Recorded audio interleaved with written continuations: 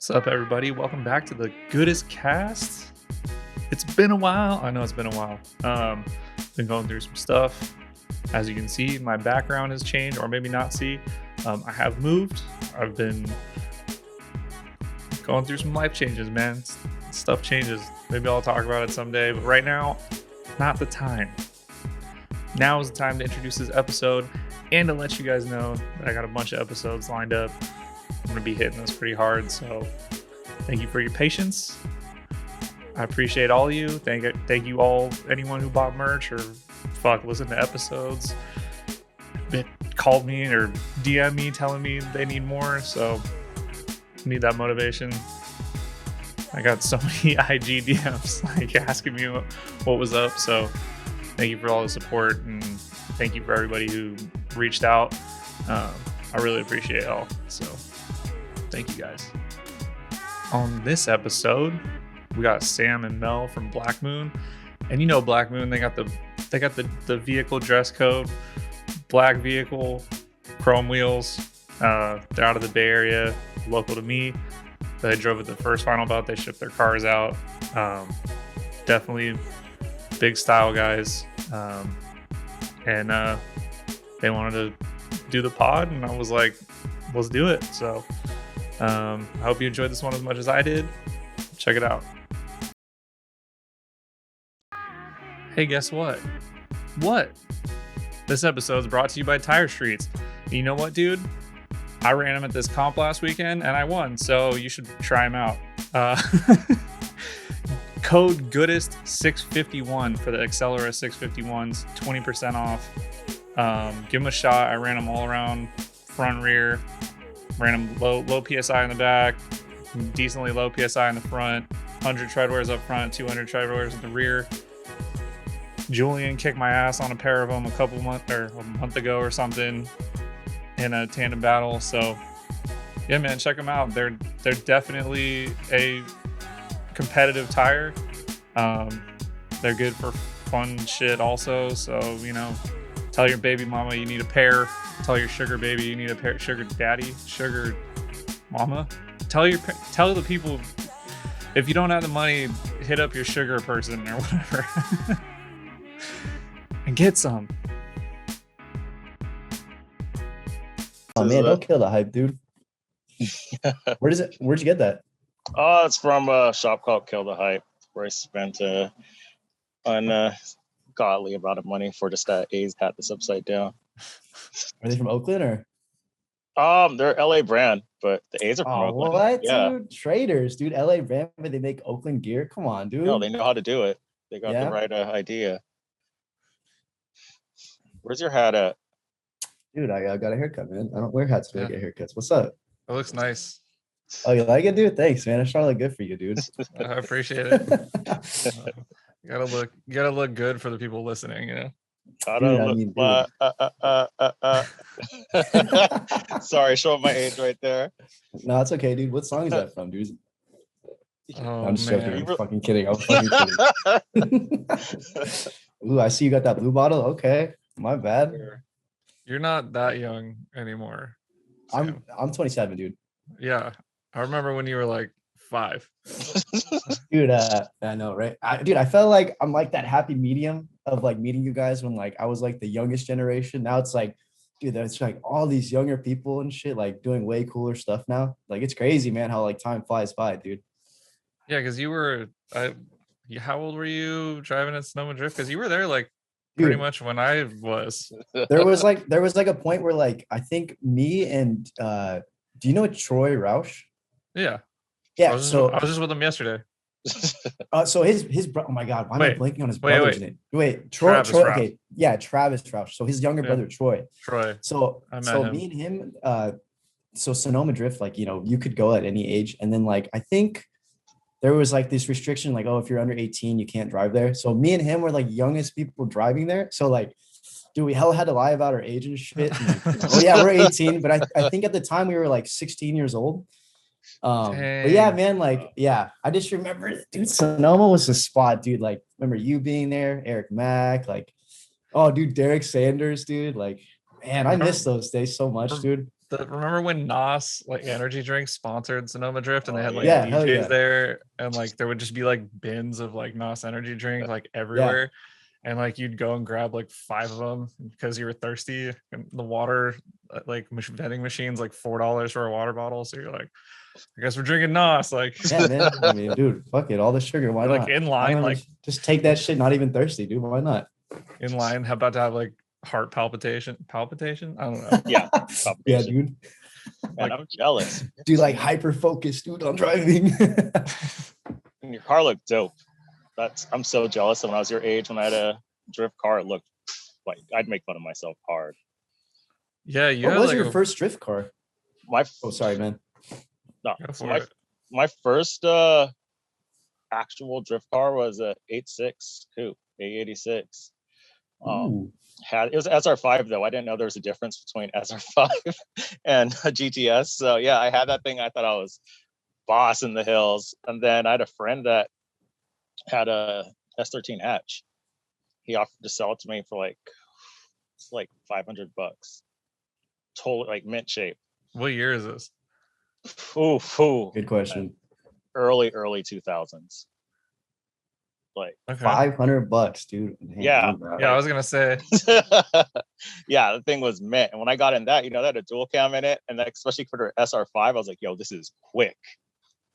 So I thought I was ready to go out just mobbing in the streets. I remember the first time I was hanging out with these what's it called? Shock drifting. There's this one guy that lived near me.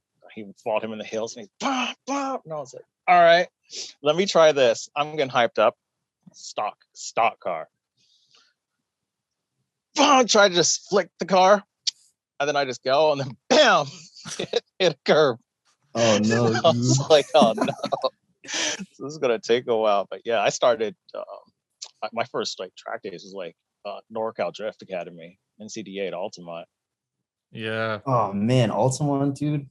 Yeah. That's before my time, dude. Yeah, Altamont's like all the like I never went to Altamont. It was like before my time, and everyone always talks about the Altamont days, and yeah, they were fun. I didn't really know anyone. I was sort of like alone coming up in the scene for a minute because I didn't really know people like that, and I didn't know which avenues to reach out. So I remember eventually I met up with some people at TapX. I ran some people at TapX in Union City. Start hearing about Altamont. Why is that the spot, dude? That was the spot. And then I remember my first event. By this point I had like coils on the event, probably like $5,000 in like suspension braces because I thought you needed all the like scope braces. You do, dude. What, you don't? You got all that blue under the car, dude. Look I had every brace possible. And it took like probably like almost a year to get that stuff like brought into the country. And dang, a year? It was a long time because like there was like one import shop that was in Livermore that I don't remember the name of it, but I would go out to. And yeah, I gave him my money and it came like a million years later. I put all the braces on my car thinking I was super sick. Finally decided to get up to my first event at Altamont. I thought I was gonna be killing it. So I had a hatch full of wheels, it's like steelies and tires. I thought I was gonna be burning through them all. I probably had like 6 pairs of tires that I brought. And I remember my first run, I saw Xander.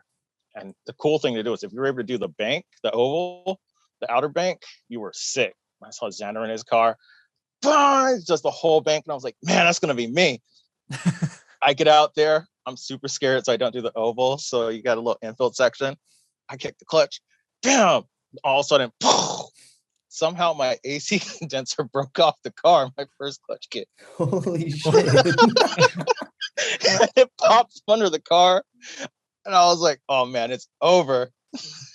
And everyone's like, what is wrong with this? Like, who brought this? Whose man's is this? Damn, dude. I guess you didn't have AC on the way home, huh? Yeah, you need AC out at Altamont some days. Oh yeah, you definitely. Shit, dude. Yeah. So happy my Lexus has AC, dude. Yeah, you clutch kicked and the AC condenser came off the car. Yo, too much power in the leg. Dude, that's a wild hole in the floor? I assume you did like the clutch like delay valve delete. Oh, actually, no. Wait, I didn't even clutch kick. I didn't even know about that yet. So way I learned was I was driving in top of not top of third, but I was in third, and then my way I learned was you just dropped in a second and then just dump the clutch to lock the rear wheels up. So you go from third to second. So I was transmission locking it, and then that's what I was trying to figure out. I never really had starting off people really to learn from. Yeah. And I remember when I first was learning how to drive stick in like an E28, like an 88 5 series. I remember I was going in Daly City and I was driving in a corner, still learning to drive stick. And I remember I downshifted too fast and I just dropped the clutch and locked the rear end up. So when I was trying to learn how to like do that on purpose, that was the only thing I had in mind was, oh, you just got to go down a gear and just dump the clutch to lock it. But yeah, man, those days were wild. I mean, that's like there wasn't like I don't know, you can't like, I mean, there was like stuff, but if you didn't know where to look, you were just guessing. Yeah, I think I was like I remember I was downloading video. Oh no, some of my friends in Arizona gave me like option of VHS tapes. So I was watching that, but I wasn't really watching the in-car stuff to figure out how to do it. I was just like, yo, I want to do that. Yeah. What? Yeah. So like, how did you find, like, so you bought the Corolla. Did you know that the Corolla was like a car that people use for drifting, or did you just buy the Corolla because you liked it? So I first started off with, like, my dad was into Euro cars, so it was always like rear wheel drive cars. And I just remember just in the back lot of my old company I'd worked at, we were just doing donuts. Just kept doing donuts. And then I was into that, but then they were all into like Integras, like like DC2s, EGs, and well, that was it. That was like it back then. Yeah. So I was like, yo, I don't want these Euro cars. I want an import car.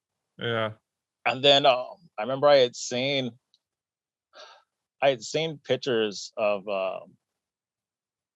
I was like, what's a rear wheel drive car? And then at the arcade they had Initial D. And I was like, oh, I've seen that car. And I remember one time I was driving home and a gas station had one for like $200, just like at a gas station, just like cars for sale and just there. And then I was like begging my mom, like, yo, I need this car. Because like why? Back then my paychecks are probably like, like $100 some odd after 2 weeks of work. I was working minimum wage.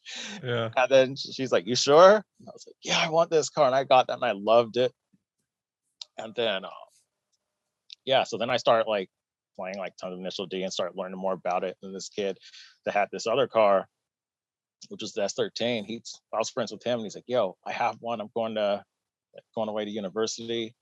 Want to buy it? And I was like, yeah, I want to buy it. Like, it looks cooler because like the body lines are like smoother. It just looked like a cool little sports car to me.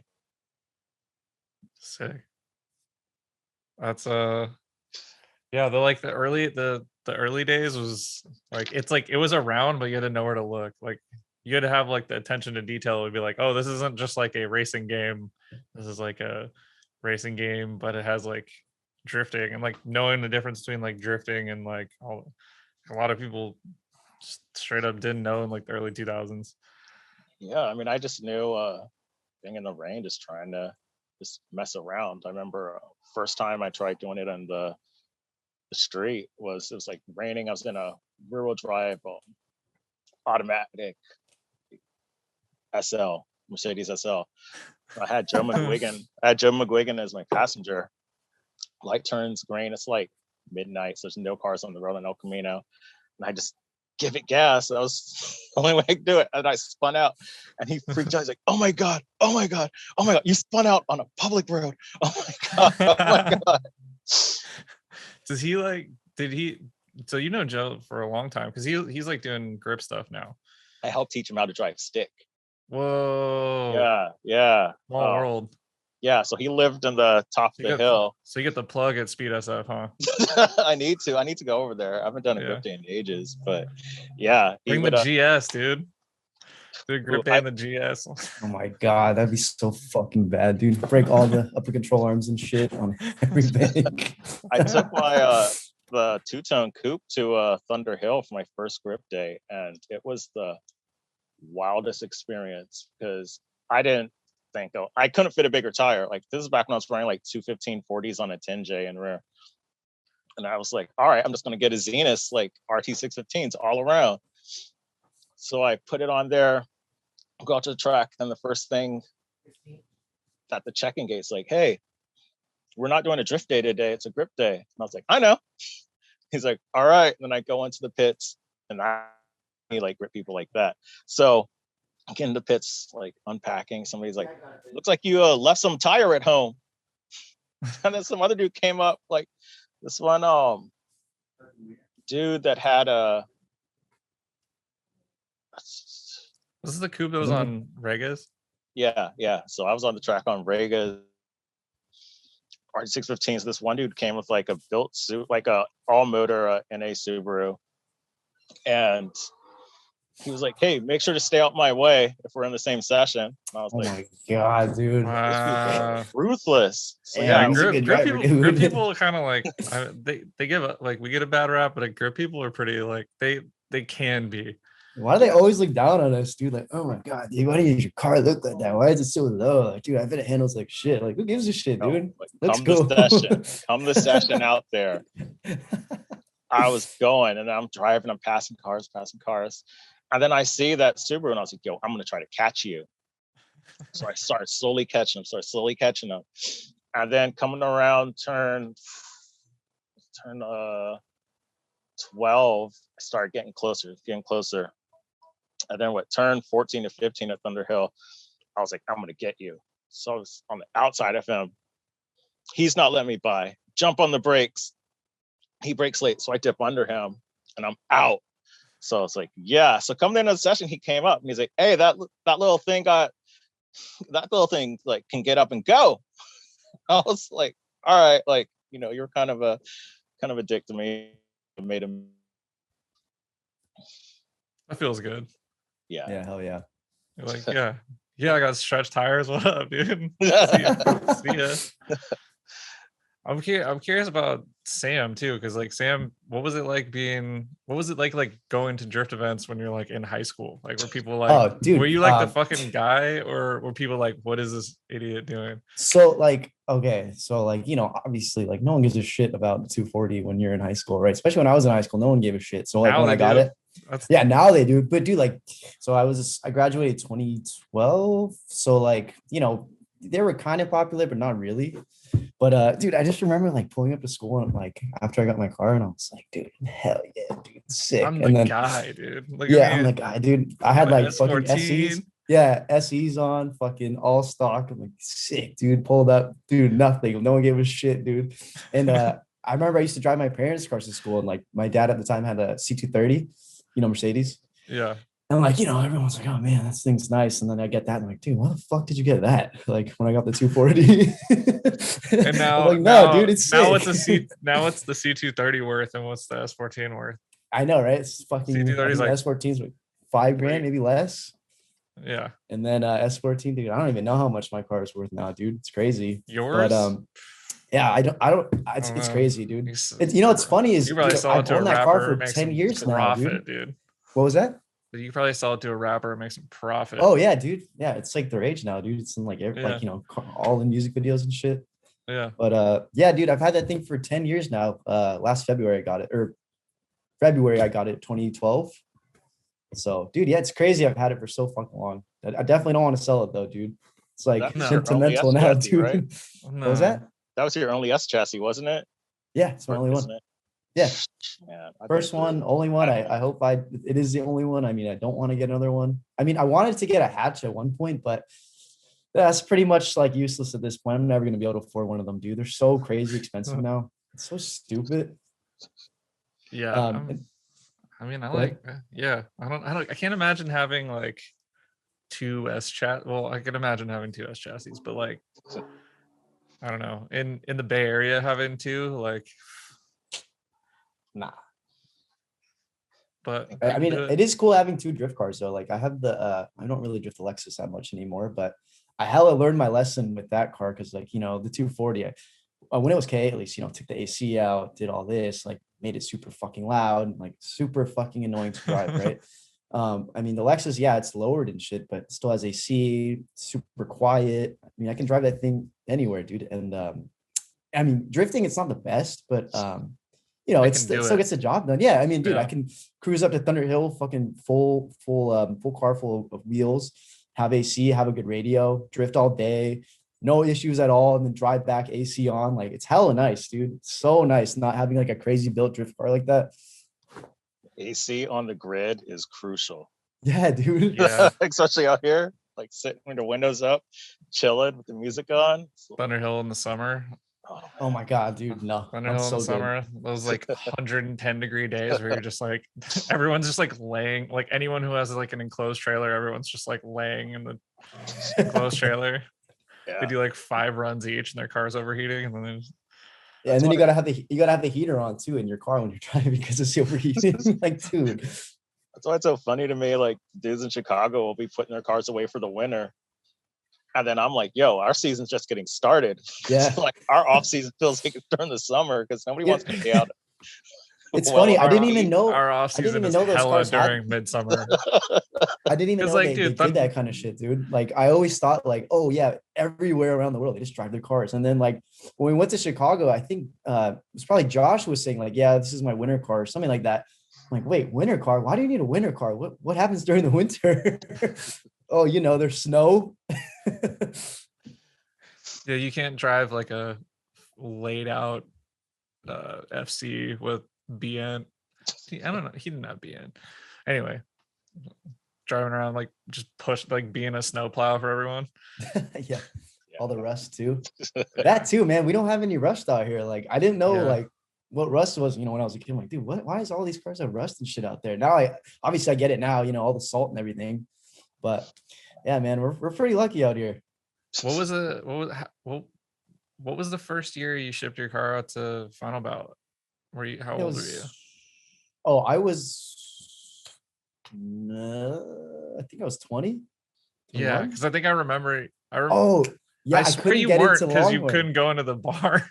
Oh my god, dude, that was so dumb. Okay, so fucking so Taylor, remember Taylor Williams, Taylor Shinobu? Yeah. The other guy in Blackman. So fucking how many people are in Blackman at this point? So right now it's me, Mel, Christian Santos, Victor Galindo, and then Scott Harris. Okay. So 5. Lucky, you know, good number. But yeah, anyway, yeah, so we're 20 years old, right? And everyone's going to Longhorn, the bar out there. I'm like, cool. And then I think it was Josh Revgasm, right? He was like, okay, we're gonna get you guys in, but just stay at the back. All right, cool, man, sick. And then he's like, yeah, we'll give you guys drinks and all that shit. I'm like, all right, dude, sick. Like, fuck yeah, let's do it. Josh is the homie. You know, yeah. So we go in and you know, they're giving us drinks and shit. And Taylor didn't really like to drink back then. And so he wasn't drinking. And then at some point, he kind of just went up to the bar and sat down. And dude, we looked hella young. I mean, we looked fucking young as shit. Like, obviously, we shouldn't have been in there. So he sits down at the bar. And, dude, what the fuck is he doing? And like the guy at the bar is like, "Are you 21?" And Taylor's like, "No, I just want to sit here with my friends." And the dude's like, "Get the fuck out of here, then." Yeah, dude. So we had to leave, but yeah, it was cool. I mean, that was cool. The transportation situation that time fucking sucked, dude. Remember that, Mel? That was horrible. Yeah. Yeah. Would you when you guys got into drifting, like, would you have ever thought you're gonna like ship cars from California to Chicago just to go drifting? Dude, hell no, dude. I mean, or Wisconsin. I mean, go ahead. I never thought I was even gonna like live that at all, because I think like 2007, 2008, Scott and I were working together, and we were just sitting on the computer all day, and we would watch like, you know, Grip Gambler. We watched like Simba and Josh when he was on Risky Devil, and we were going to US Air, and that was just looking sick. So that was just a dream to drive US Air. Man, all we watched was the Chicago guys and like the Pink Zero guys, like down in SoCal. Like, that was who we were looking up to. So yeah, to be able to like just be able to meet a bunch of the guys, be friends with them, and then also have the chance to get your car taken out there and drive that track, that was like surreal. I bet. Yeah, and like hang out and do all the fun shit and go drive and Yeah, it was just felt like a big gathering of internet friends, because some of these people you were either talking to online for, you know, many years. Some you had seen pictures of like their cars online or seen them on Zilvia, and to get everyone, literally, like you had people from Canada, you had people from like, you know, South. I think somebody even came up from Mexico. You had people from the, you know, us from the, like all of us from the West Coast, East Coast. Everyone just had this drift pilgrimage to the yeah. middle of, like, essentially the middle of nowhere, Wisconsin, just to hang out and have fun. And yeah, that's definitely going to be something I'm going to look back on in life and think like, yeah, that was dope. Dude, I'm just glad we were able to drive Final Bout Gallery, because I mean, I don't know if you remember, Palmer, but dude, Final Bout 2, like, dude, we were so bad. It was like super embarrassing, dude. like I remember I set my car out. It already had rod knock before I'd even got there. It was, yeah, right. I remember Christian when we got What? there. Yeah, it had Yeah. rod knock. You didn't know that? You shipped your car to Wisconsin with rod knock? Yeah, okay. So yeah, the motor went bad and then it got rebuilt and something obviously was wrong with it. I don't know exactly, but That's some I think desire. it was Limitless Alex that put it together. It wasn't his fault or anything. It was obviously the machine shop that fucked up. But I, you know, I was talking to him and like he was like, dude, just fucking drive it. Just send it out there and fucking drive it.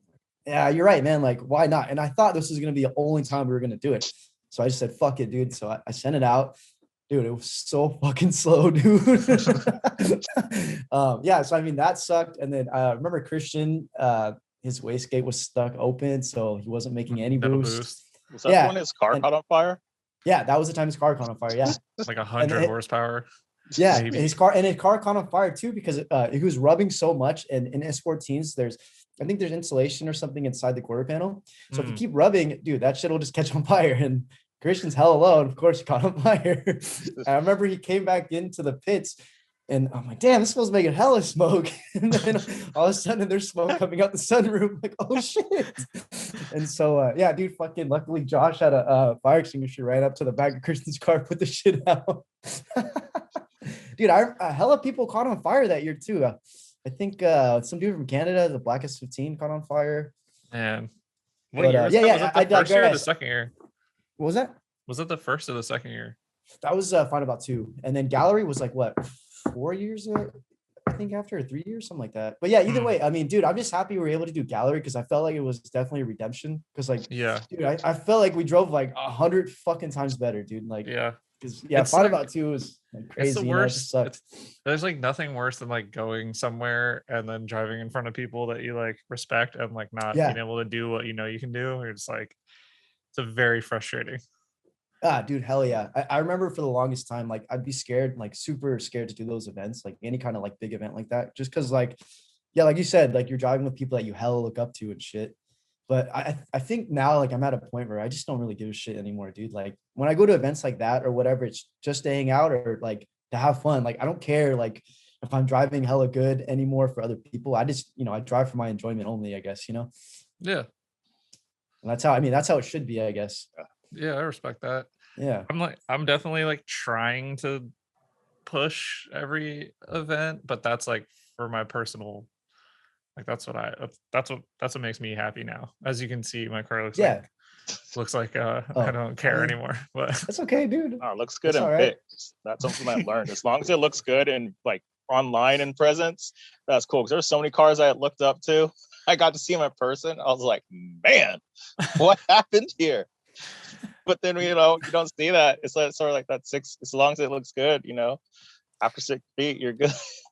I'm not gonna lie, like yeah, judging Final Bout was interesting because I got to like really look in a lot of cars. I got to look in them. I got to look under, like I got to look at engine bays. I got to like check out fitment and stuff. And like I'm like, all right, like I got a couple of these categories pretty good. Like, you know, you know, like because you're extra judgmental on your own car because you don't take the time to like dissect other people's cars. You're not like looking around. I mean, some people do, but I don't, right? Yeah. Like I'm not like at the event, like, you know, checking finger gaps and stuff on people. Like, you know, it's just, Oh, is it card fitment?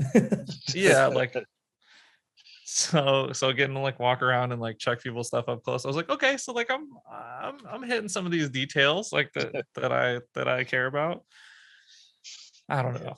I mean, It's I all think it's like the coolest shit though, dude. Like super cool after cars like driving and shit. Like, I mean, which comes to mind right now, at least I'm thinking of, is like Vanish.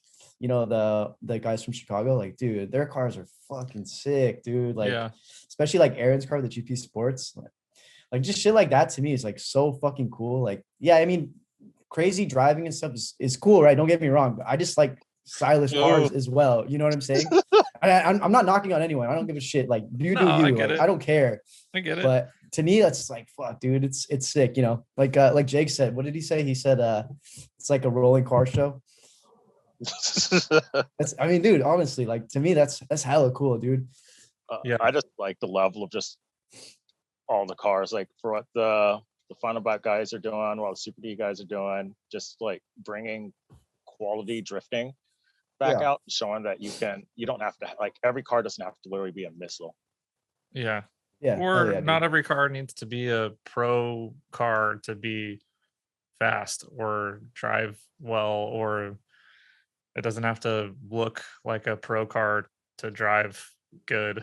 Oh yeah. Like that one dude. What's that guy's name in Washington with the yellow coupe? Or is it yellow anymore? The black coupe? I think you had him on here before. Is it like Julio or something? Julio, yeah. Yeah, dude, that dude rips. He changes dude. color like every. Yeah, I can't Well, keep he's up, on, but yeah, man, he rips. I think he it's fucking black rips. now because the whole team, like Goon Squad, is all their cars are black. They're not, you guys better watch out, Black Moon. Yo, if you got a black car with chrome wheels, you're on dude, Black Moon. we're washed up, dude. No, we ain't got no competition no more. Yeah, but it is cool to see. How does it feel to be 27 and washed up, dude? That's pretty good, dude. Feels good. I did Nice. everything I could, dude. Time to retire. Just reminded me when you were talking about gallery, my car almost didn't make it to gallery. I was the longest time I was having a binding issue. I replaced everything. Finally found out that it wasn't binding. I kept losing power. Found out I had a break somewhere in my knock sensor line that was cutting my power. Fixed it 2 days before shipping the car off. Like, oh Mel, you should tell them what your what kind of motor you have. I will. This is in the GS. So in the GS, I finally got the car working. I meet up, I think, with Scott to just, I want to just shake my car down. So we went down to San Jose just to grab some food. I wanted to put some miles on it. Scott goes his way. I go my own way. I'm driving home. I'm going, 80 oh, in the no, fast. I know where this is going. I'm going 80 in the fast lane. I'm cruising, cruising 80. And all of a sudden I feel a vibration. And then all my thoughts slow down. I was like, that vibration feels like the time my wheel fell off that one time. And then all of a sudden, my car goes boom, and then pitches towards the median. And I'm already in the fast lane. And I was like, naturally, you just like straighten it out. Yeah. And then I just see my brand new Meister just shooting down the freeway. First thing comes to me is, yo, I just got these wheels like a couple weeks ago. I'm getting that wheel. So I'm chasing my wheel down 101. Which, for those of you who don't know, like 101 where he's at is like a battle zone. This is like, so it ain't no joke. So I'm literally just rear right wheel fell off. So luckily, I was doing the poor thing with the welded diff. So I'm just gassing it. I'm chasing my wheel down. Like, literally, are you dragging the body of the car at all, or is it like my car is pretty stiff, and then I think my sway bar was just fighting for its life to not. So I was literally just, I was dragging my car, and then I'm just like went for no joke, like a mile chasing my wheel. Take a sip of the potion, hit the 3-wheel motion. And then finally start slowing down. So then I drove to the right. My passenger opened the door, and my wheel hit and like caught the wheel. Like, didn't someone get a video of that? So someone got a picture of it. Somebody, right? Somebody posted on like IG or something, and I got sent a screenshot. Like, hey, is this you? And it said like, they're saying this VIP car just lost a wheel and chased it, like going like 65. And I was like, yo, that's me. So I was stuck on the side of the freeway. All my studs are snapped up. My rotor's destroyed. I don't know what else is wrong. And my car is supposed to be getting dropped off the following night, so that morning they can get loaded up to go to Chicago. And I was like, yo, I'm making this somehow. So while I was stuck on the side of the road waiting for a tow truck, I was just literally just next day airing everything I could to fix my car. And yeah, luckily it all came in. Drove my car around the block, it worked, and got shipped off. And that it was all worth it for that event. That's one of my favorite events that I've ever done. Was it supercharged at that point? Yeah. So I guess for those who don't know, I have a supercharged GS 400. So I have the stock V8 1UZ R154 transmission, and initially I got it because I was like, I want to, like, in California, smog and all that stuff's annoying. So I don't want to get state ref. I've been state ref like 7 times total in different cars. What? Yeah. So I'm like, it's whack. So I was like, never. I got state ref twice in 10-hour span. Oh wait, should we explain what state ref is for people not from California? Yeah. So state referee is when you're pulled over by a cop and they find that you've had modifications to things that could affect emissions and anything that looked like it could affect the performance or emission output of the car, or mess with the fuel or air that isn't certified for California use. And when they you can't even order like fuel pressure regulators to California. Yeah. Like through, I think Summit won't like deliver, like a bunch of, or Amazon won't deliver them, or Summit or something. One of those places. Like I tried to order a fuel pressure regulator and they're like, Yeah, I had to for stuff I've had to ship it to a friend's house out of state and have them ship it to me. But yeah, state ref, and then once you take your car to state ref, this person's using all data and they're looking over your car with a fine tooth comb to make sure that's completely stock. So yeah, like I've had that. So I was like, I don't want any more of those. I just want to have a car with power. So yeah, I got a GS and I was like, V8 power, this is cool. And then all of a sudden, gears start turning in my head and I was like, I want to turbo this thing. And I was like, no, it's a lot of plumbing I have to deal with. Like, I want to do twin turbos. I don't want to do a single turbo with all that plumbing. And I was like, I'm going to do a supercharger. And then I started getting this idea in my head. And then at the time, not a lot of people in the States were doing it. And it was some Aussies were into that. So I was like, how can I make this work? So I was looking around on the Lexus boards, found a guy that was like trying to do the same thing. And then over the span of like almost, I think, 7 months or a year of like shipping things back and forth and lots of test fitting and buying the wrong parts, I finally got a supercharger on that thing. And yeah, it's a nifty little car. Yeah, it's pretty cool. It sounds cool. Dude, what knuckles are you running on that thing, Mel? I'm running battle version knuckles with PBM offset rack spacers that are meant for an FC. And then I think I have like E30 inner tie rods with like Scion TC outer tie rods. BMW Yeah, E30? Yeah. What? So like now, like literally, like now we're getting a lot of people that are drifting like JZSs in the States. But for a lot of stuff I'm trying to do, it's not as easy as just going on like Zilvia. Oh, like what's the magic sauce? Yeah. Yeah. So I started just getting this stuff. So I was spending a lot of time on Rock Auto and various websites trying to read like, oh, what's a thread pitch? So I'm like, got my calipers out. I'm trying to check thread pitch, and then I'm going on Rock Auto and I'm literally just typing in any cars I could think of, because I'm like, I know I need a inner that's this long, I know I need a total length of this. So I'm like, how long is this inner off this car? Thread diameter is right. How long's the outer on this car? It's like, and I was just like, I probably spent like 2 days solid on just Rock Auto, just looking up cars, and finally came up to the thought of the E30 and the Scion pieces. Someone was telling me that there's a cheat code, or I can't remember what site it is. I think it's Moog, but they have like, you can just put in like what diameter and pitch you need, inner and outer, like for tie rods, and the length, and it'll just give you a part number. Really? Oh wow. Yeah. What the heck? Yeah. I was looking at a lot of Moog stuff, because after I found what I wanted to make sure Moog made it, because I've just had good success with like Moog. Moog's pretty good, dude. Damn. Fucking free I mean, you sponsorship. did all that, dude. I mean, you could have just got heat makers, dude. Oh, But that was that not a thing at the time? I don't know. Was it? I think Chobs had just gotten Chobs on Pro gotten like a test like part like I think they were just got some custom ones for him. So it wasn't really a thing at the time. So yeah, I had gotten the battle version knuckles from John Ruiz because I think he got them for his IS and they ended up being for GS. So it's like very similar but slightly different. So then yeah, he hooked me up with them and I was these then was having some binding issues, especially at one of the Super Ds at Thunderhill, where on left-handers, my car was totally fine. The second you transition to a right-hander, my steering would bind hard. And it wouldn't always be a consistent place. So I was like, what is this? What is this? I did a competition with that. And I was going against Julian. And I was like, oh man, like dude, I would just quit right there.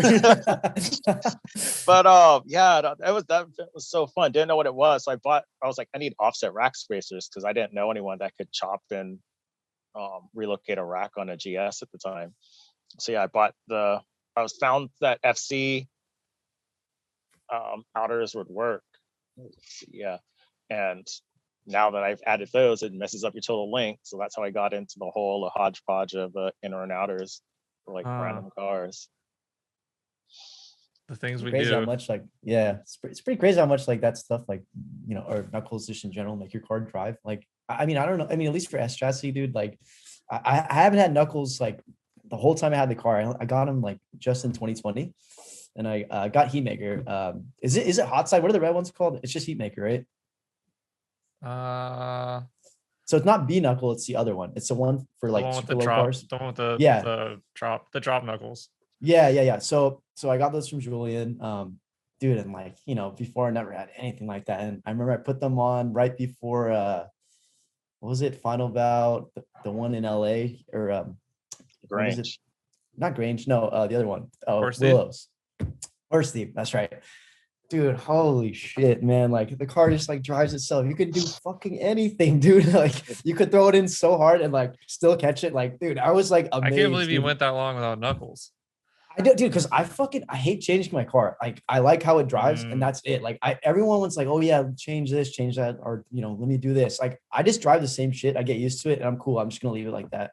So like me doing these knuckles, like that's probably like the biggest suspension change I've done in like, well, I have coilovers and all that shit, but like suspension wise, that was probably the biggest change I've done in fucking years, dude. Like, yeah. So all those, back in the day when we were driving Sonoma, you never had knuckles? Never. I remember, yeah, because like when I was at Sonoma, they were like all the OGs were like, you can't put knuckles on your car until like you can consistently do laps. Like you're not gonna be able to like carry momentum. You're not gonna be able to like learn how to like correct and all this stuff, and it's like, all right. And then I think it's true. It's definitely true, right? I mean, do you agree? Yeah. I mean, and like I remember one of them are like, all right, it's time, and they gave me some like fucking bullshit knuckles that like were like hardly like any more angle, and they like binded hella crazy. But I mean, just that extra like a lot of people get knuckles wrong for like the purpose of them. Because like for me, I love like, especially when I'm my coupe, I love just like going on an entry, and then bam, then just trying to like hit lock, and they like carry that through. But then I think a lot of people get knuckles as a band-aid to try to save themselves from spinning out. So they'll be like halfway through the corner, jump on the gas, the car's about to spin, and then they just crank on all that lock, slow down. Oh my god! Yeah. And the person behind them is like, "Oh fuck you, man! Crash into me." Yeah, man. I feel like that too. Like knuckles and power, same thing. It's just like a crutch, dude. Like if you're gonna learn, you already have like a fully built SR and knuckles. It's like, dude, I don't know, man. Yeah, you and me, Sam, we both had like we were both KA, no knuckle. Yeah, and we were doing like, I don't know. You were there a lot. Like I was there. I mean, it's cheap. It was like $40 to drive at Sonoma, dude. Back then, yeah. Dude, I remember it was like tires. $40. Tires were cheap back then. I remember the thing back then was like, I remember the thing back then was like, bro, battles up front, SEs in the back. That's it. That's all you needed, dude. you know, stock SVs, and then just K, dude. That was it. That was like everyone, dude. That was like me, Yeah. Christian Santos. Remember Albert? Yeah. Albert, you, dude, like, yeah, that was the thing, dude. I missed those days. It was so easy. And like, you drift all night and then drive home on the same tires you're already driving, or, you know, drifting on all day. Man, Yeah. I didn't get a chance to do too many of the Sonoma events because for me it was different because back in the day there wasn't that many skid pad events. It was only you know, after Altamont shut down, then you had to either go to Thunder Hill for like a full track event or Buttonwillow for a full track event. So that's what I was doing a lot of. And I did a few of the Sonomas, but then I was like, like at the time I was like, it's not the same. Yeah. And then I was like, you know, just sort of, I think I got into It feels like going motorcycles. from a track day to like autocross or something. Yeah. Then I think I got into motorcycles at the time and probably clubbing and whatnot. So I sort of like just sort of slowed down. I was like, yo, how am I gonna be at a, you know, Sonoma on a Wednesday when I could be like at like, you know, DMB for like half off drinks and games. It'd be like that sometimes, dude. But no, I've changed. I definitely enjoy, because I think that's where you can really test your car out and refine your skills without you know, having a huge risk. Yeah, I mean, it was a good place. It was a good place to learn, for sure. You guys like pretty scared on your first track day, like actual track? That's all I had, so I didn't have a choice. Well, I mean, Palmer, what was your first track? Thunder Hill or? For drifting? Yeah. My first drifting event. Bunch of people. What the hell was that? That was like a gang of go-peds with like dude. full leathers on just by my apartment. My first drift event was Sonoma Drift. No, but I mean like track event, like track. Full track. So before I did drifting, I only did one grip day, and it was Redline Time Attack in my Lancer. And so it was like a grip day, but it was also a time attack. And it was like my first time on track in a car.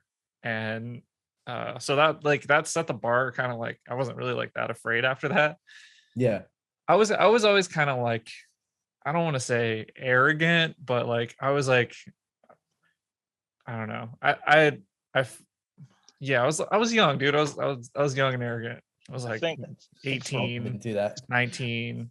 I was 19 for that one. So then like going to Sonoma, I was like, oh, I got this. Like I'm fucking, and then I just spin out every fucking run and bent a tie rod and couldn't figure out how to fix it, and then drove my car home like this. So. You got home and you didn't have a front tire anymore because it was corded all the way through. I think it's a lot of, you don't like, it's your mortality, or at least for me. Yeah. I used to go up every Thursday night. I used to do runs on Hamilton, Mount Ham. Yeah, I went up to Mount Hamilton, which is like an observatory. Wait, bike or car? Don't say motorcycle. Or, oh, okay. Car. Oh, okay. I was taking a car up, and then we were trying to drift in these hills, and there's some switchbacks, and they don't have guardrails in every corner. And you know, back then you're just like having fun. I remember I was going downhill. And I was like, no, I'm not going to drift this corner. So I hit the brakes and then realized I've been using my brakes too much. And that's the first time I had brake fade. And there's no guardrail. And I was like, whoa, I'm going to die. And I like yanked on the e-brake. My car spun out, and I was like, got out my car. I was like, whoa, that was crazy. I like let my car cool down, and then we're just going back down. But yeah, I remember I used to go up there like drifting with like Joe McGuigan. And yeah, I look back now and I was like, I'm not going to do that now. Like I could hurt myself. And I think I just had that same like young, dumb, like hurt yourself or die mentality. Yeah. Or you're like full track. What's the word? Like, I'm fucking good, dude. I'm like, no. Yeah. Dude, Palmer, are you gonna register your car again, dude? Probably not.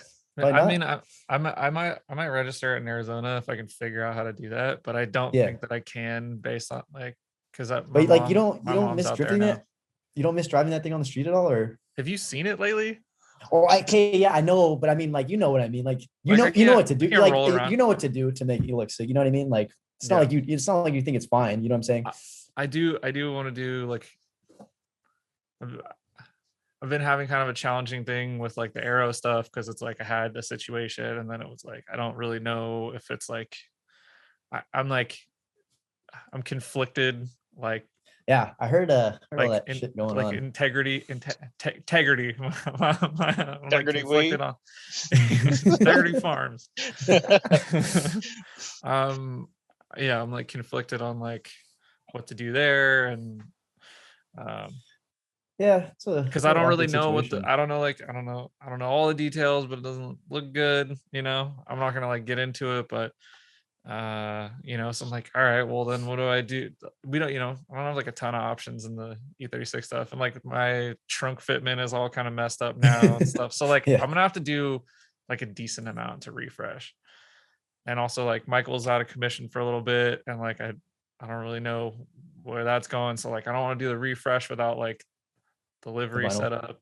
Yeah, yeah. I mean I I can, but mean, then I don't, yeah, it's just all I kind thought of it up looked in pretty there. cool without vinyl too, dude. Your car. I remember when you first painted it red, like dude, hella years ago. I Yeah, don't know. Yeah, dude, I that mean that it was pretty cool.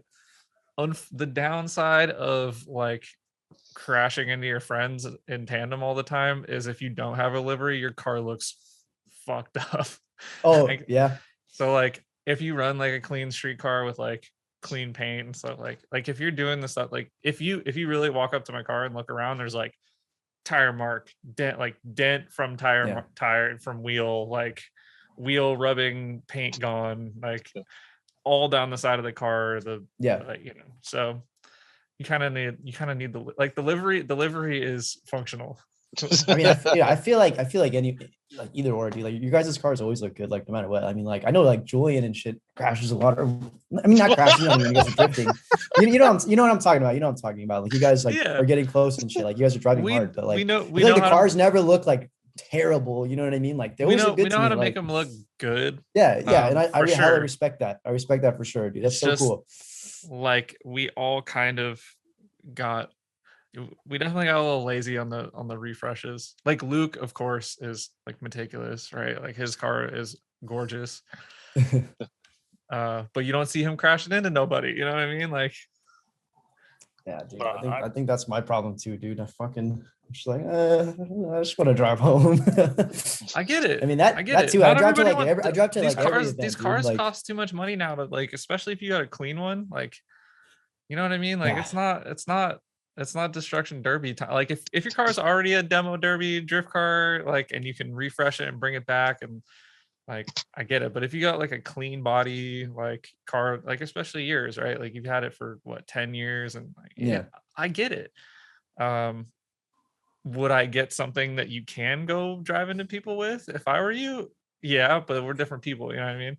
yeah. And it's like it depends on what you want out of it. Like I got another E36 street car. I'm gonna like try and make it nice looking, and I want to do dual duty and have it like be like a grip car and a drift car if I want to go drifting, like just single runs or like keep, you know, not crash into people with. So that'll be Well, that. that's good, We're gonna figure that out. dude. I feel like that's Maybe like half the fun, dude. It's just like driving your drift car on the street. Like it's hella You sick, get it. dude. I mean I still do. Just The red car or the other one? I drive it around near the shop all the time. Yeah, but that's like around the shop, dude. You gotta Yeah, drive that no, thing, dude. Like for instance, like my car, I drive that thing like I would love to at blast least like once a week. I drive it. I would love to blast like the Broadway tunnel. Yeah, or like that, In like the just city anything like that. with the Drive it to drift the car. city. I've done Yeah, and I mean, Have you? I don't know. To me, at least it's fun. Oh, you have? Yeah, no, that was yeah, it's fun. And then coming out the tunnel, I had a little bit of fun getting onto a Vaness South. No way. Hey. Yeah. Hey, This was all- did you guys see that video of the dude in the GTO ripping the fucking South Van Ness on ramp? Like Is that like midday? recent? Yeah. Oh my What? god, No, I dude. haven't seen that. It was one of the dudes I competed against in that last comp. I don't want to like air him out. I don't know if I'm gonna get him in trouble or whatever. Dude, don't say anything, dude. Yeah. It was like Yeah, I mean, even okay. that too. I mean, just doing, you know, something a little here, getting on ramp or getting off, you know, it's always hella fun, dude. Yeah, I'm a little nervous. Like as you get older, you're like, Yeah. okay, like I know when to do it and when not to do it. Yeah, I've gotten in trouble for it, so like that fear is there, and like it is way more awkward when you're like they like if you get pulled over and you're like 30 plus doing shit like that, they're like, come on, bro. Like the cop's younger than you. Like, yeah, it's different. Like Sam doesn't get in trouble like just driving. I don't know how you drive your car around. I don't either. Oh, with all the vinyl. Like I don't vinyl. either. Like I'm scared to drive my car around, so like I don't even. It's pretty much, even though it's street registered, I never drive it around. So you got some other cool toys though. So you like, come on, man. It's not like you're like. I know, but like, it's not like you're suffering that bad. Yeah, this fool out here with an FD. Yeah, man. Oh, and now he has a Porsche. Oh, okay. Nah, but like, I don't know, when you drive those, like, it feels fine. Driving the GS, it just feels like I'm getting right now. Like, it feels like import cars are getting a really bad rap right now. Yeah, and it's sort of coming back up into just being seen as a nuisance. So I get the most relief from just putting my car like on a trailer, going to an event, ripping it all day, having the satisfaction of being able to put my car back on the trailer and just cruise home comfortably without worrying about like, you know, a cop behind me. Cause like, oh, like I don't want to worry about getting state ref driving home.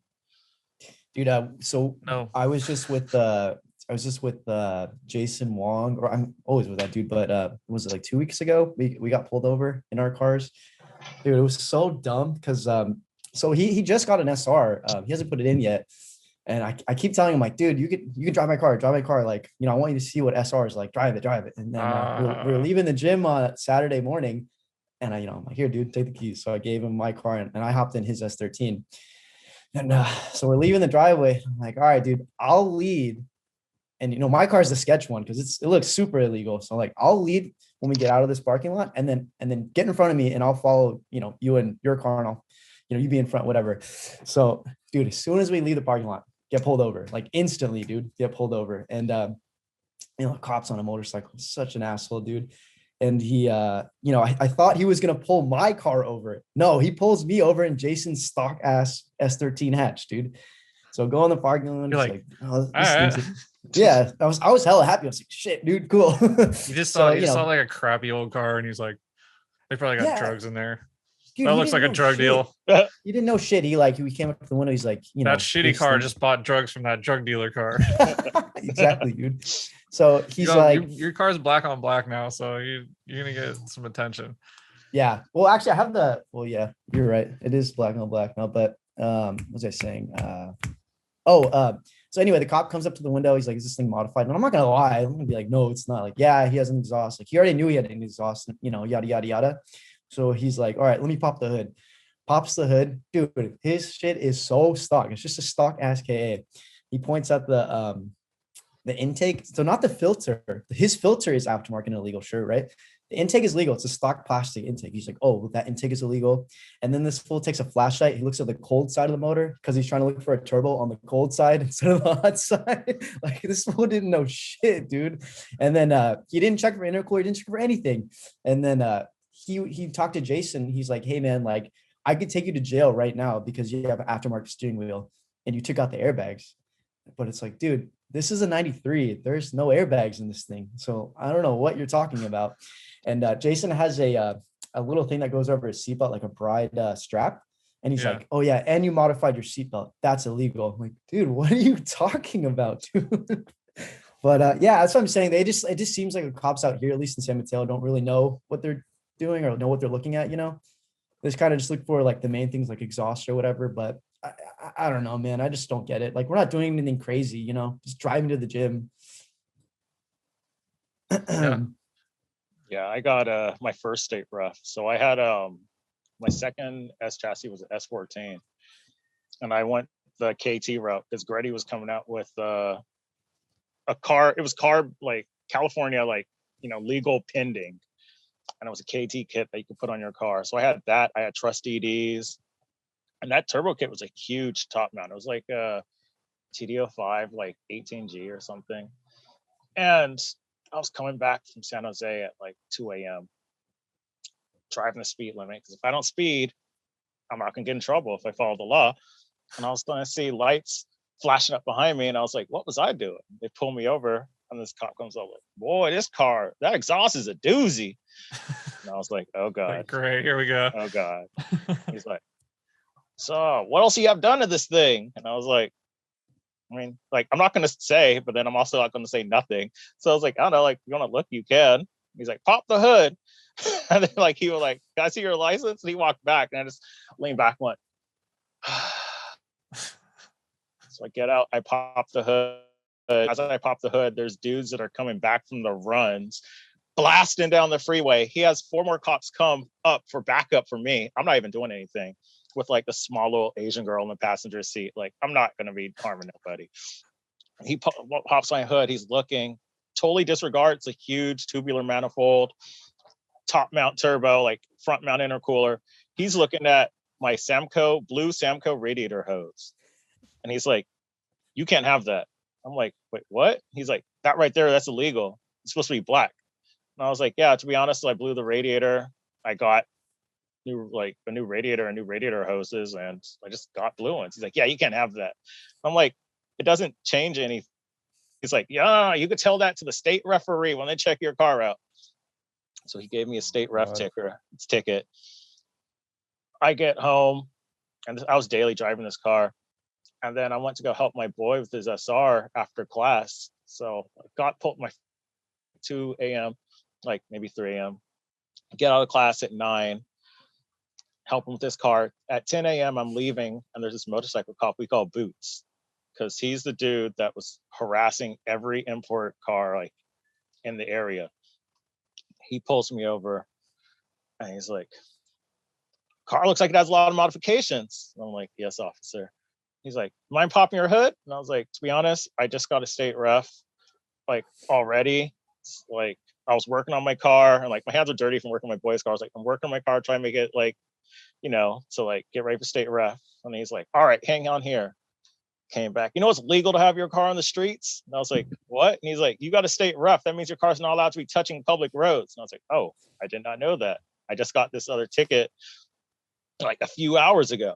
He's like, yeah, we can't have that. So I got a misdemeanor for driving on a state ref. And then that's when I found out there's such thing as traffic school level 2. And that's like, I didn't know that. There's levels to this shit. No, so I saw the judge, no contest. He sent me to traffic school level 2. I had to spend 4 Saturdays. It's just jail. In a class. No. I wasn't in jail. I wasn't locked up. But I spent 4 Saturdays in class. They like peel your eyelids open, so you have to watch the videos. I had to take Clockwork Orange. I had an hourly job, so I had to take Saturdays off to go to Sunnyvale to this school. And I'm in there with like this one dude that got caught. He had been drinking, but he wasn't over the limit. But he decided to like pull over like on the Bay Bridge and like pee. I'm in there with another dude who's gotten caught with open containers. Like he was like crossing Altamont Pass, and he got caught with like open containers in his car. I'm in there with people that have like felony speed. Like these are like hard. Like these are the bad people. I'm the good one. Because like they get to me, they're like, "What did you have?" Like you're telling me a story. It's like, "Oh, I had to modify a car." Like, "Oh, you're a street racer?" Nope, I was driving the speed limit. Oh, did you run from the cops? No. And like, they didn't believe my story, because I was like, no, you can't modify, like, you can't put like certain exhaust in your car. You can't take your cats off. And I'm trying to explain to them. They think I'm lying. And then as I start explaining it, they're like, wow, you really can't get in trouble for all this stuff. And I'm like, yeah. Meanwhile, the dude that got caught in open containers is arguing with the teacher why he should be able to drink when he's had a long day home and has to sit in traffic. Oh my God. Like, man, but yeah, that's when I found out about traffic school level 2. No, never try and do that again. Dude, what happens at level 3? I think it's called jail. Yeah. It's called handcuffs. Oh no. There's a traffic school you don't get to go home from. You gotta stay there for 6 months. You got to be on the side of the freeway picking up like cigarette butts and stuff. Oh man. So yeah. Yeah, right. when you like think about, I don't know. Yeah, it's I hate that we are so hunted. Yeah, Well, yeah. those Like when you Sideshows, ask, dude. like, why would I do this? I mean, it was before that. It was street racing. Like it doesn't matter. Like they always went after car people. I literally was like watching TV last night and like some Jeep and like busted out Camaro were like doing tandem donuts like in the intersection right next to my apartment. And I like went out there and filmed it because you know why not? I was Yeah. like hoping something funny would happen. You know, I'll be real. I mean, dude. There, it's Take it it's down, like dude. it's a serious thing. Like there's. Did you guys see the video of the G35 doing the board slide? What? No. Oh, yeah, the red one, right? Yeah. So like wasn't that like the whatever the drift cave or what or not cave? What is it? so Hoonigan had that like Hoonigan, that's donut right. box thing, and then they like don't have it anymore. And Irwindale apparently just has like donut events now in the box. Dude. Like they throw their own. So it's like people from LA like takeover people and like we call them sideshows because that's what they're from here. Mhm. Yeah. No disrespect to the OGs, but fucking dude, it's so crazy. Like it's like there's the hell of people in the grandstands and this G35 just like goes up one tire up and they like don't lift and it like flicks the back of the car up on top of the K roll and it like slides like 3 or 4 K barriers down and like gets beached and like the announcer's just like talking hella shit. Dude, it's man. like I don't know what's gonna happen. Like Dude, I don't understand the rules of those things because like okay, so like dude, they always cool. crash and no, it looks cool. No, but I'm saying like, dude, when they crash, sometimes it's just like drifting. It's like it's no, subjective. but like sometimes sometimes was it tight? Yeah. Sometimes they don't give a shit when they crash, but like, dude, do you see the times when like someone will crash and then dude, just like the whole crowd beats the dude's ass? Like, well, like I think it's so if like you hit people. Yeah, if so you hit people, is that what it is? There's like part of it's the unspoken rule of is don't stand anywhere where you can get hit. Yeah. So if you get hit because you're like trying to tap a quarter pounder or something, like that's your own fault. Nobody's gonna care. But then if you're like, if some dude's just like going wild and like it's like drifting way too far, like hop a curb and people, then that's when you're gonna like have people go after them. So people are always saying that like, oh, there's no security there, but then like the security is kind of like the collective group. Yeah, it's crowdfunded security. Oh my god, dude. And also, I'm not condoning any of this, but what's Mel knows a lot about this. I'm wondering if we're gonna see the GS in any of these videos. Yeah, he moonlights as a sideshow person. But like people keep calling like sideshows takeovers. Takeovers are not sideshows. Sideshows is like what you see people doing like in intersections and stuff. For like a takeover, to me, a takeover always was and what started out as people that were like stopping freeways. Yeah. Like, and then like, you're stopping, if you're stopping a freeway and then you're doing a sideshow at the freeway. So that is a takeover. Right. I don't know why I'm so passionate about this. That makes it makes a lot of sense. But yeah. Thanks, dude. Now we know, man. Yeah. I mean, I learned all this stuff the second I got a GS. I don't know. It just came. Like, oh, you got a manual GS? Did they give you the thumbs up, dude? Like anybody in a GS? Like, yeah, man. You go to the sideshows. Well, I mean, like me looking the way I do, anytime I talk about drifting or that I drift, they assume I'm like it's like sideshow stuff. Yeah, that's the hard part. And it's like it's really hard to explain the difference. Especially you're like, no, I go to like racetracks. Yeah. Like you're like no one's believing you. Yeah, so like I'm always a dude like so now I've defaulted to like having to pull up my phone to like show myself on track. I have to do that too, dude. Like someone did a bunch of donuts in front of like my company's building, and like everybody was like, "Palmer, was that you and your friends?" And I'm like, dude, I just find it easier to tell people just like, "Oh, dude, like, oh, do you race?" Like, yeah, I just race. That's what I do. I don't want to explain it, dude. It's too hard to explain. Like, isn't it funny though when you like? Isn't it the best when you're like one of your friends is like, "Oh, good luck at the race," like, yeah, I hope you win. Did you win the race? Or people, it's like, why didn't you invite me? And it's like, dude, I only talk to you like when I see you in office. Like, Do you guys ever have people that are like, oh, I really want to go, and then you tell them where it is, and then they're like, oh, It's just fun. that's Yeah. like everybody. Like I've had countless friends that are like, dude, I want to check it out. Like I want to come, like, oh, it sounds so fun. I want to check it out. I'd be like, yeah, well, I'm gonna be, Thunderhill like this weekend if you want to come with. And they're like, where's that? I'm like, oh, it's like just before Chico. And they're like, oh, I'm getting up at 5 a.m. Yeah. I'll be Tell like, me you to come can, back. I mean, you could just try. It's like 3 hours, and then you can just go there, like hang out for a couple hours, go home. You don't have to be there the whole day. And they're like, Let me check my schedule. Oh, Yeah, no. well, What did I say? yeah. Oh, I'll see what's up. I'll see what's up. yeah. They're like, I'll think about it. Yeah, I'll let you know. I'll definitely let you know. Yeah. But like, I don't blame them, dude. If I had a friend that was like, I go, like what is something that I don't know, that the only thing that is cool about drift, like the one really cool thing about drifting is like you can take your friends who have like you can't take somebody mountain biking with you, you can't take somebody dirt biking with you and have them have the same experience, but you can put somebody in the passenger seat of your drift car and scare the shit out of them. Yeah, hell yeah, man. It's like when you take a friend that has never been drifting or whatever. I compare it to like I don't know, dude. When you go to like a race, it's like it's fun, but it's kind of boring because you're just sitting there. You can't really do anything. At least when you go to these events, like, dude, it's like having VIP pit crew access. Like you see everything, dude. You get to ride in the cars. VIP pit crew at Underhill pit with like a bunch of people just. And then, if you got really cool friends, dude, then they'll drive up all your shit for you. So you don't have to put anything in your car. Well, at least for me, because I got to drive my shit to events. That's what my, what's it called? My girlfriend usually does that for me too. She'll take some of my stuff. Shout out to Victoria. Wow, dude. Yeah, dude. That's a real one. Yeah, she a real one, dude. Shami's usually like, yeah, I'm not going. Or she's like sleeping in the car. Oh shit, my Siri went on. She what's it called though? She lets you go. I mean, not lets you go. Like she respects that you go, you know what I mean? Like she doesn't understand it, you know what I mean? That's cool.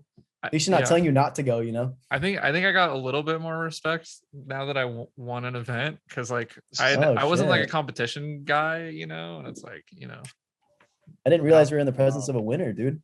Big W energy, dude. Big W. How many competitions have you done?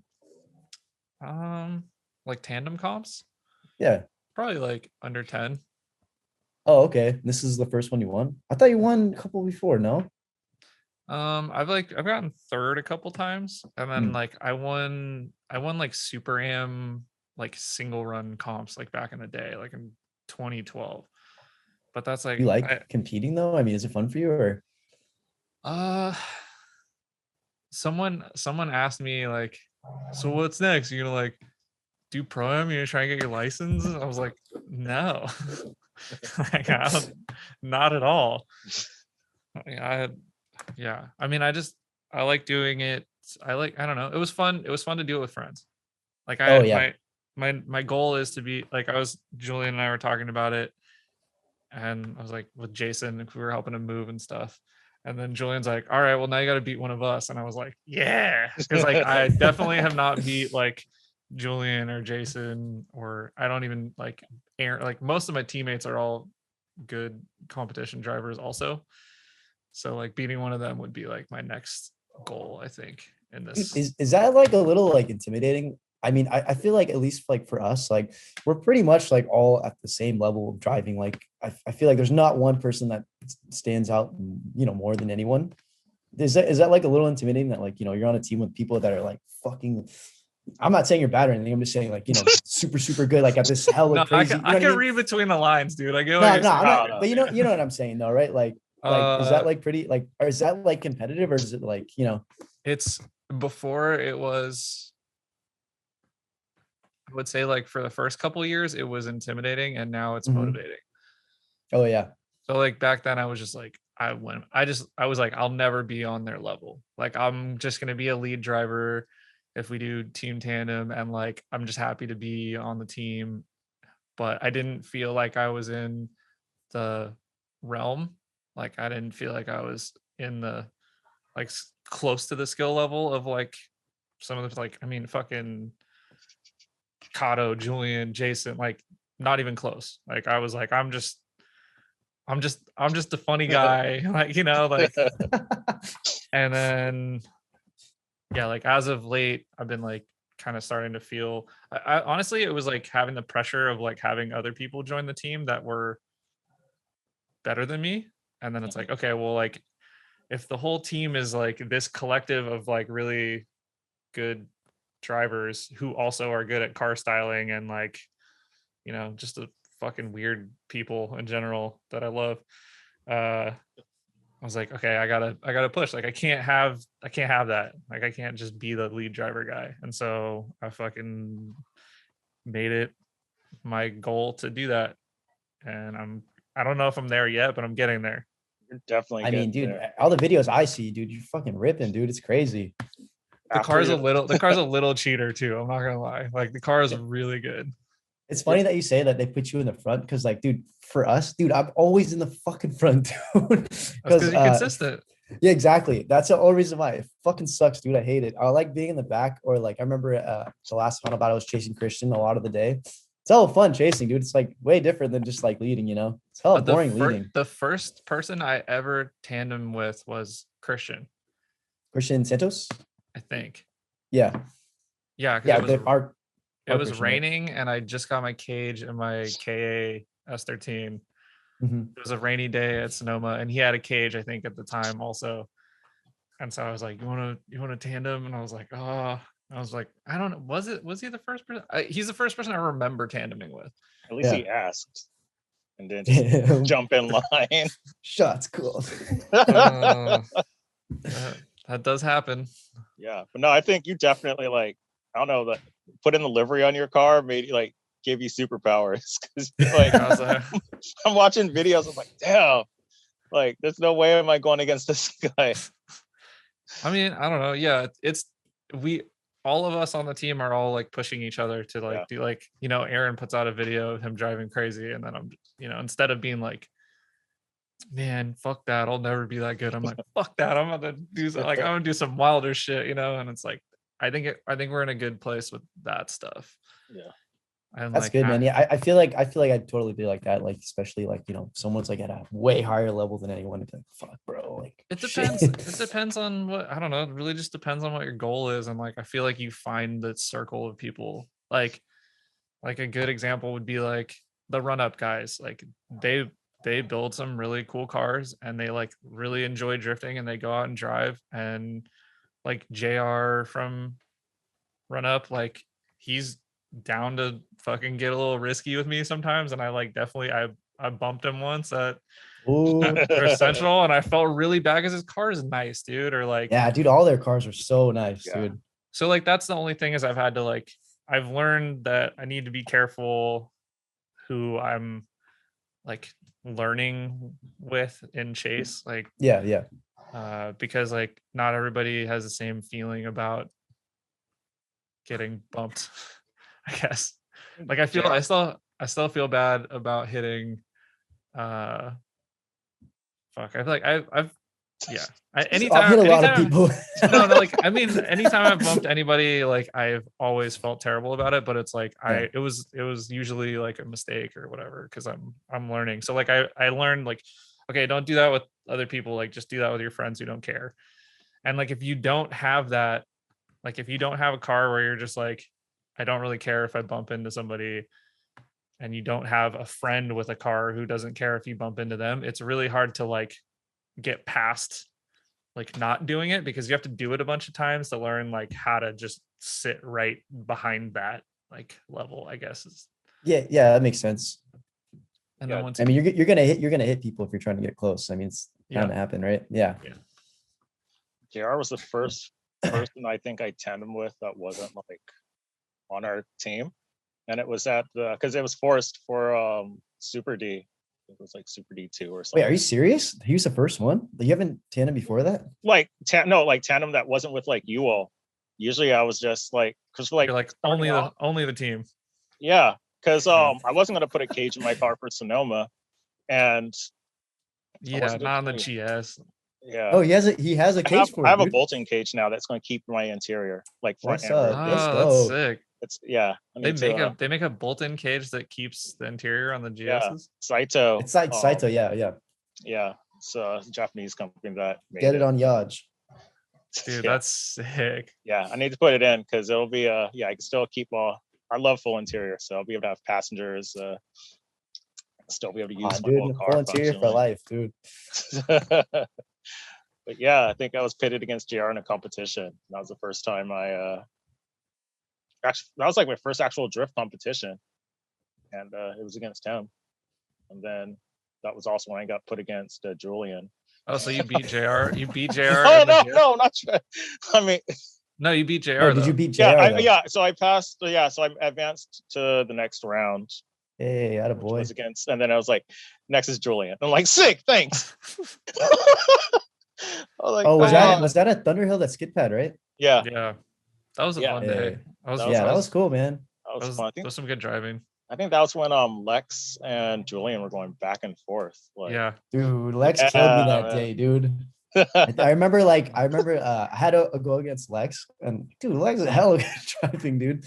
And like like when I got into that competition, I was like, oh dude, I'm hella not gonna advance. Like, I don't give a shit. I'm just gonna go on the tires I'm already on. They were already like hella bald, so I'm like, whatever, dude. I'll just do the first round and get knocked out. So I beat the first dude. I'm like, oh shit, okay, okay, whatever. Like, I should be fine. Then I beat the next dude. I'm like, oh shit, dude. Like, and then after that, it was Lex. I'm like, dude, my shit was about to fucking pop, dude. So I was like, Lex, I'm gonna get a flat, dude. So just give me some space, dude. Luckily I didn't, but yeah, he demolished me, dude. It was not even a competition. It was so funny, dude. How did you guys feel about doing like because I know neither of you are like competition guys typically. That was fun because I mean I'm a competitive person in general to try to push myself. So I would not have gone to that event in advance if I knew it was a competition, probably because I just wanted to go out and drive with some friends. But then I think like there's like open track the first part and then the competition for the second half. And yeah, it was hella fun. So I definitely want to do another competition, especially now I got the GS in a place where I'm like starting to feel comfortable with it. Yeah, I would like to see some more of those like super D fun comps. Yeah, that was good times. There's also some other, like, I don't know. I'm happy that I feel like it's hard for people to fill the competition events because they generally cost more and it's like more of a commitment, especially like when tires cost more. It's like you want to get the good tires for the comp and stuff. So it's like I can see why it's harder to make it happen these days, but I don't know. I used to have like a thing about them because I was like a really sore loser, so I was like, I'm just not gonna do this, like, and then now I kind of just like, I don't really care, like whatever happens, and it's been a lot easier to deal with. So yeah, I mean, that's how it should be, dude. It's just at the end of the day, it's just fun, you know. You're not really gaining anything other than like, oh yeah, dude, I beat that one dude, you know. Yeah, I mean, at least how it is for me. I mean, I just don't really care that much. Yeah, I feel like when you have nothing to prove, it's a lot easier, like in your head, right? Yeah. Like when you're like, if you got like this like opinion of like, oh, I should be doing good, like you're like hard on yourself, you know, like just going into it confident, like, oh yeah, like, you know, like I already know like there's way better people in the mirror, whatever. I just don't care. I'm just here to have fun for myself. Like, I don't give a shit, dude. You never know what's gonna happen. Yeah, for sure, dude. Yeah, that's great. So yeah, that's what made that event so fun, was just I wasn't in the mindset of comp, so I was just like, I'm just out here to have fun and drive, and yeah, it was dope. Yeah, I hope they do more of them. We'll see. Is there anything else you guys are like looking forward to? I know. Yeah, I'm looking forward to the Low Budget Crew new video.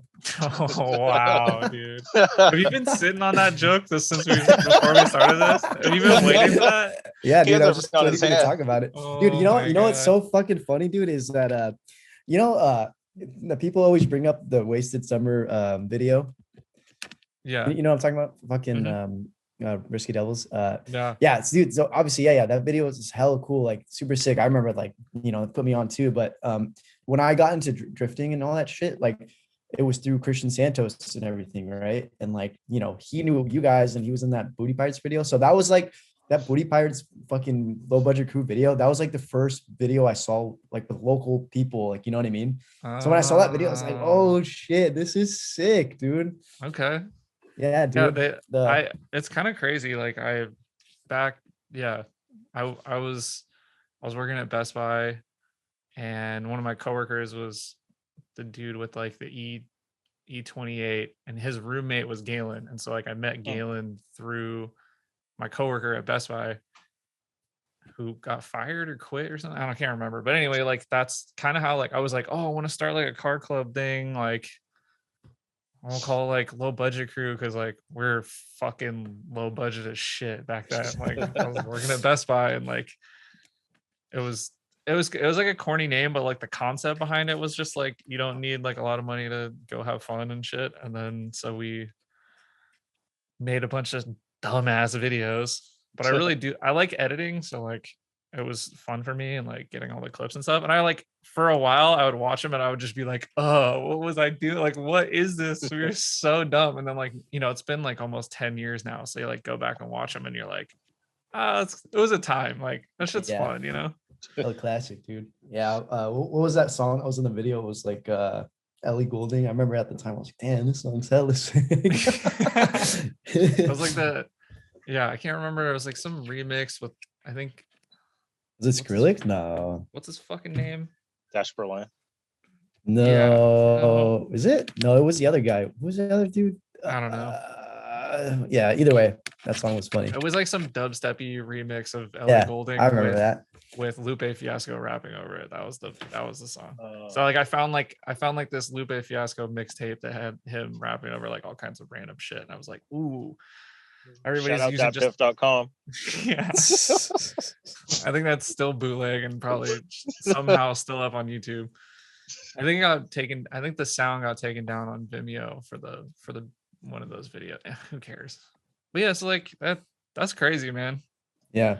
You know, it's funny. It's funny too, even talking about like those old times, dude. Like I remember when I was in middle school, so Mel's house was like near my middle school. So even before I even knew Mel, dude, like, you know, I'd walk by his coop like after school. Like, yeah, dude. I remember I fucking in middle school. Yeah, middle school, dude. It was Mel's homies with the kids that were like fucking jocking his car in middle school. Dude, how cool is that, dude? But yeah, I just remember walking by and dude, I'm like, what the fuck is this thing? It was on VSXXs, gold VSXXs, and then it was still the two-tone. Dude, I just remember like, dude, this thing was crazy looking, dude. Like, yeah, I remember seeing it back in the day. I can't remember where I was. I remember seeing the two-tone coupe somewhere and being like, oh, that's good. Like I need, like, I wish my car looked like that. That's when I was constantly doing button willow events in that car, Thunderhill, like Bob's Donuts events. And yeah, I remember I was driving down to SoCal with Aaron, like all the Wolfram guys and Darius, and I think Miles's car kept breaking up. So then we're on 5, and then Aaron and Wong and I were just doing like drag racing, so we line up on 5. And we were no way, dude. Yeah, so is this like in the middle of the night or like? Yeah, this is like super early. And so yeah, there's a time. So every time Miles' car would like break down, we like pull over and we're like, I'm gonna whip one real quick on 5. We're going, and you know we're cheap drifters, so we used to like stay in Lost Hills. Like we had like 5 people, like 6 people in that, like had 2 little single beds. I slept next to Darius. And I was like, yo, we're doing this little S thing with the covers, so we're not touching each other. And I just remember waking up, and then Darius has these hot pink pants on with like his hair blown out. Yo. It's like, what? Dude, Darius is the man, dude. Yo, dude, Darius put me on, dude, to XT9s and like S14. Like, oh my god, dude, remember his red S14 back in the day? Mm-hmm. Dude, that thing was so sick, dude. That was TDC, Team Drift Comp. That's what that was. Yeah. That's the event I was thinking of. That's the first event I met Lexus. He was in a red RX-8. I see this dude mobbing on track, and I was like, who's this guy? And I was like, I don't know this person or whatever. And then comes out this huge ass black guy. no baggy jeans, like yeah, like no tall tee on. And I was like, word? I was like, yo, I gotta say what's up to this guy. It was just, yeah, it was, that event was dope. Yeah, you remember the Fat Lace events too? Oh, oh Word man, ups. Homer never got to experience the. So they had. EVT.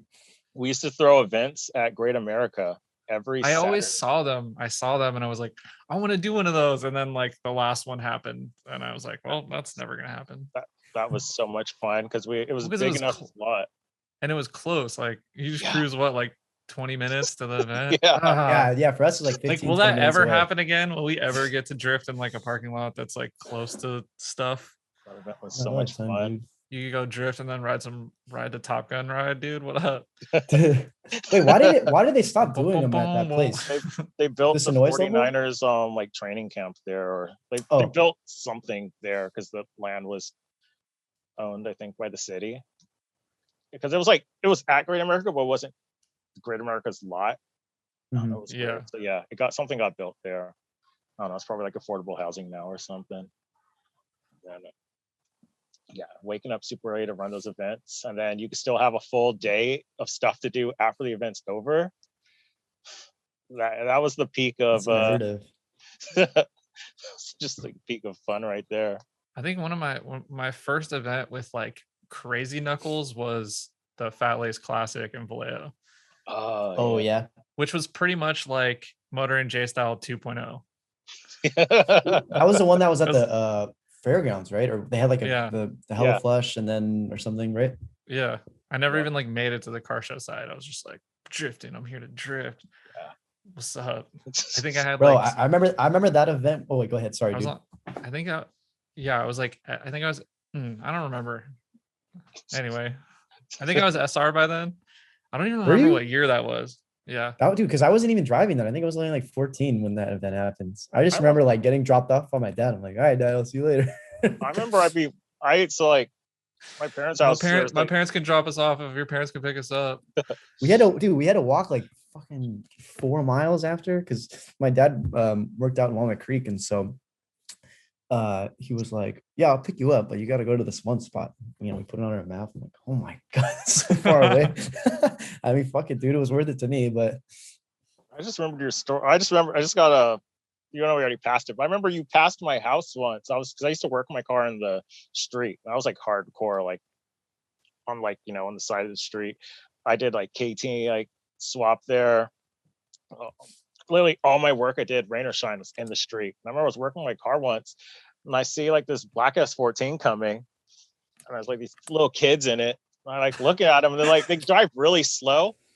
Like if they weren't kids, I was like, yo, these dudes are gonna like pull up on me right now or something.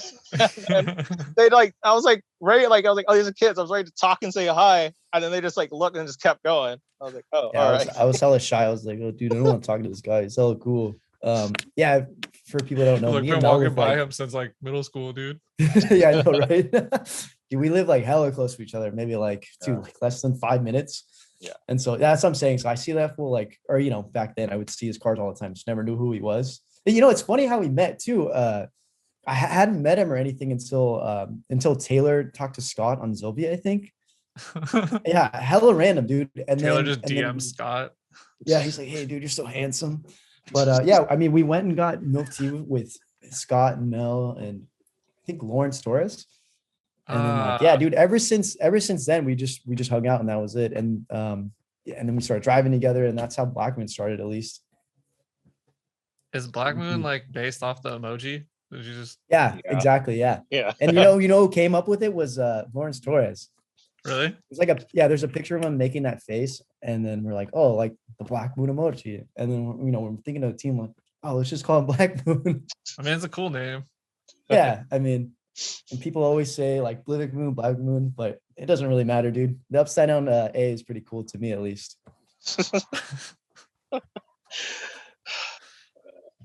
I think we should have a cooler backstory for a name. We should just say like, oh, it's named after that rap group. You ever heard of that Black Moon rap group? No. Oh, dude, you should listen. They're sick, dude. Are they? They have this one song called "Who Got the Props." Dude, that song's sick, dude. It's like old. They're old. They're hella Yeah, old. Yeah. they're the full old. Yeah, models. okay, then I've definitely heard. Okay. All right, we're gonna change it right here. If anybody asks where we got the name, we got it from them, dude. That's how Yeah. it started, dude. Wow. Stole Because the you guys, name. because you have the props. Yeah, we got the props, dude. Yeah, the team name shit's always so dumb. You're just like, how'd you guys come up with it? Like, I don't know. Yeah, Something happened. Like, no, like I feel bad for you guys, dude, because everybody's probably like, "Oh, dude, did you get it from In and Out?" dude, fucking Vaughn getting Jr. and like a comment or something. Like Hurt posted like animal style fucking blah blah blah, like was like compliment. He's like, and fucking Vaughn getting Jr.'s like the In and Out fries, and I was just like, calm down, I'm monster. gonna say it right here. I'm gonna say it right here, dude. This is a little controversial, but I think In and Out's a little bit better than White Castle. Dude, hot take. Do you guys agree? That's a lukewarm take. Dude, people yeah, it's not that hot. I agree. You agree? Okay. No. People hate on the fries, dude. That's the one thing. Like, the fries, man, the fries suck. And then it's like, I'm You like, just gotta know the cheat Potatoes codes, are dude. fresh. You gotta ask. I'm like, for oh, well so done you don't like fries. potatoes, is what you're saying. You You don't gotta like get- you gotta you don't get- like someone getting paid above minimum wage to put a potato in a thing, and like they're doing it live, dude. When you pull up through the No. drive-through, you see them cracking a potato. Or do Yeah. they still do that? I don't Yeah, they still I do it. haven't Yeah, looked. they still do it. Okay. All right, I There's got always another somebody hot take. just Here. popping potatoes in and cracking them. Time for the hottest take of the day. Oh, we just doing Okay. hot takes now, dude. And now if I was worried, Lewis Hamilton was robbed. Oh, yo! I can show this again. Mercedes, dude. We're a Mercedes household out here, baby. Do you do you guys feel like because F1 is popular that you want to just tell people that you do racing instead of drifting because people respect it way more nowadays? Especially, I feel like in the Bay Area, like people are just like, oh, motorsports, motorsports are cool now, you know, like that's like the cool thing, and you're just like, nah, I've been doing it my whole life. Dude, it's like And then if you say skateboarding, dude. drifting, they're like, oh, well, I watch F1, and you're like, okay, You know, like oh, so Tokyo you Drift? so you have Netflix. You have Netflix. Oh, so you watched all 4 seasons? Oh, that's cool. Do you get up and watch the races? Yeah, dude, I'm committed, dude. I know what's cool is I this watched one's the gonna race be- like 3 days later. I delete Instagram until I watch the race because they always ruin it. Oh yeah. And then I watch the race when I have time. Oh, I'm Dude, hardcore. that's good. I'll be up to watch the race practice. I'll be up early to watch qualifying. I love, like, since it's like focused on European time, because I could watch it super early and have a full like weekend left. When there's American races, it's like, oh cool, got to get up, like, you know, leisurely. But then Your whole weekend's full of watching the race. yeah, they'll be smack dab at like, you know, 1 p.m. and you're like, awesome. Now I can't go anywhere, can't do anything much after. I mean, I dig it, dude. I mean, tomorrow's race is at like 12:30. That's sick, dude. Like, get some lunch, eat, or like when it was in Australia, it was at like 10 o'clock at night. Dude, that was awesome, dude. Like, drink a couple of beers, watch F1. It's not like you're waking up at 4 in the morning. I feel like, yeah. Would you guys go to Vegas for the race? Dude, hell yeah, man. Hell yeah. Dude, I want to go to Monaco, but I can't afford that shit. I feel like I missed my chance because, like, I've been in a Formula One since like 96, 97. So you're just gonna be one of those dudes like, man. Yeah. So then, like now it's like $1 million to go to a race because it's like everybody and their parents, everybody in there. Yeah. Everybody in their fucking their parents, whatever. Everybody and their dog, dude. Yeah. Like, oh, I gotta see. I don't know. Like we have like an F1 chat, like on our F1 Slack channel at work that I made. Oh, no way. And there's like a bunch of people in it, and like people always get like added to it. And I'm like, you watch F1? And they're like, oh yeah, I love it. And you're like, it's cool to like add people into it because then it's like more people you can talk to about it, you know. But it's really cool. I like that it's kind of blown up because then you can be like, oh, I do like motorsports, and they're like, oh, because like before in America, motorsports was drag racing, NASCAR. Like they think motorsports, they think this kind of tattoo. You know what I mean? Like, Oh my god, what Like- was that? double pistons and some checker Yeah. flags, dude. Dang, dude, you're sick. American traditional. I got it from Brian from Front Street. He Oh, tatted sick. me. He tatted me up in the Wolfrain parking lot. Oh, in no his, way. Like, mobile Sick, tattoo dude. trailer. Oh, Yeah. That's sick. sick. That's sick. But like before F1, like the majority of people, like before Netflix did the F1 thing, the majority of people thought motorsports was like country, like not country, but just like, Yeah. you know, NASCAR. people drinking Going beers down and Talladega. Got to add some Yeah. wedge to it. Oh, Bush. yeah. I'm just happy when I say I'm like, because Formula One is like my sport. That's like, I'm diehard Formula One fan. And people would always ask me like, oh, like, what are you into? Like, what sports are you into? I'm like, I'm into Formula One. They're like, what's that? I'm like, You're like, here we go. yeah. You're So like, now, oh, I also drift. They're like, what's that? And you're like, oh, all Yeah. right, here we so go. now people like have more of an idea of what it is I'm into, what it is I do, just purely through that, because now they have a glimpse into the whole motorsports world that's outside of, Well, and it's prestigious. yeah. Like they show like, oh, these are like prestigious people. They have like, they're stylish, like Mhm. they're competing for like to be the best in the world. And here's like all the engineering that goes into it. And it's like, anytime something has people that do it have an accent, they're like, oh, they're like, oh, there's English. I feel like the Europeans do it. Oh, I feel like the show itself, like at least humanized the sport at least, because like it puts a face to the driver. It's not like yeah, or like it's like, oh, that's just a fucking guy. I don't know that guy. Like he's driving. Like, who gives a shit? But like when you actually get to know them and shit, it just makes it more better. Not more better. It's not really a good word. Well, to say, like, you know what I mean? It makes it the better. drama behind a pass. Like, Yeah. if you're just watching two cars pass each other, you're like, okay. But if you're like really invested and like if this guy passes this guy, they used to be teammates, and like it's Yeah. like it Yeah. adds all of this like drama and like stuff to it. And like it's the same thing with drifting. Like if you go watch, if you're like, yeah, like I mean, I don't even really follow FD that much, but like not really me. D1's like, cool. Like I know more about like what's happening in F1 than FD, and I'm not like a diehard F1 fan either. Yeah. I'm kind of shitty. I'd rather do stuff than like watch it, if that makes sense. Like I'm one of those people. Nah, it's fine. I feel like you can still follow the sport without even, watching the races. I mean, yeah, the races are very cool to watch and all that, but you can still know what's going on, you know what I mean? Follow the drama without watching the races, I feel, I like that a lot of drift people are like getting into F1 though. Like obviously there's people like sick. Mel who've been around since like the jump, but like it's nice that like we have more. I don't know. It seems like it's more of like I'm in a group chat with like some international people, and they're always talking F1, and then like people over here weren't about it at all, and I kind of was. Dude, I almost got to go to Suzuka when I was man, and then the tsunami happened, like because you guys were there too for the final bout. I didn't make it. Sam did. Yeah, you were there, but you guys were up in like Tokyo, right? Like I was. Yeah, it was gonna be Shinjuku. like I was gonna go because like I was gonna go to qualifying day and not go to the race day because it was way cheaper. Yeah, I bet. And then also we were going to Mahon on that Sunday. So I was like, all right, I can't ditch the boys, but then they moved everything to all one day because of the tsunami. And I was like, all right, do I blow out the boys and go to F1? Or do I go to Mahon with the homies? And it was just like, it was actually a really hard decision because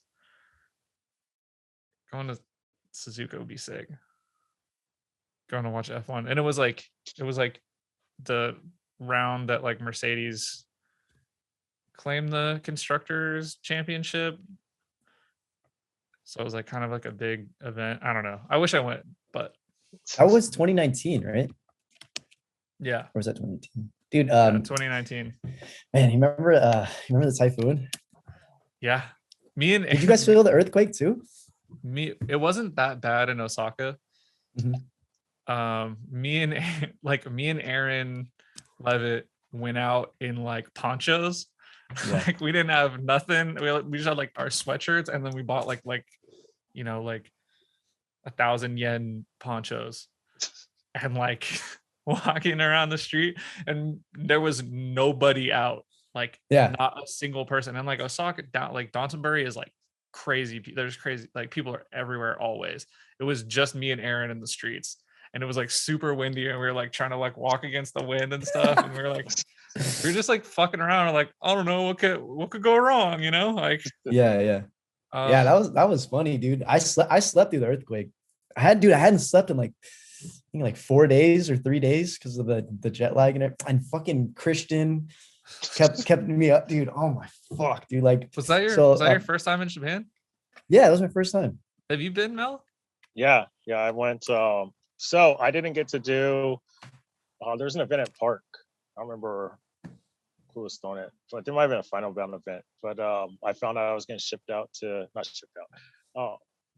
My manager wanted me to go to Japan for 2 or 3 weeks, and it was like go to a drift event or like gets into Japan. Go to Japan for free. Yeah. So I took the Japan route, and then it was dope. So how was Mayhan, dude? Was it sick? You guys need to go.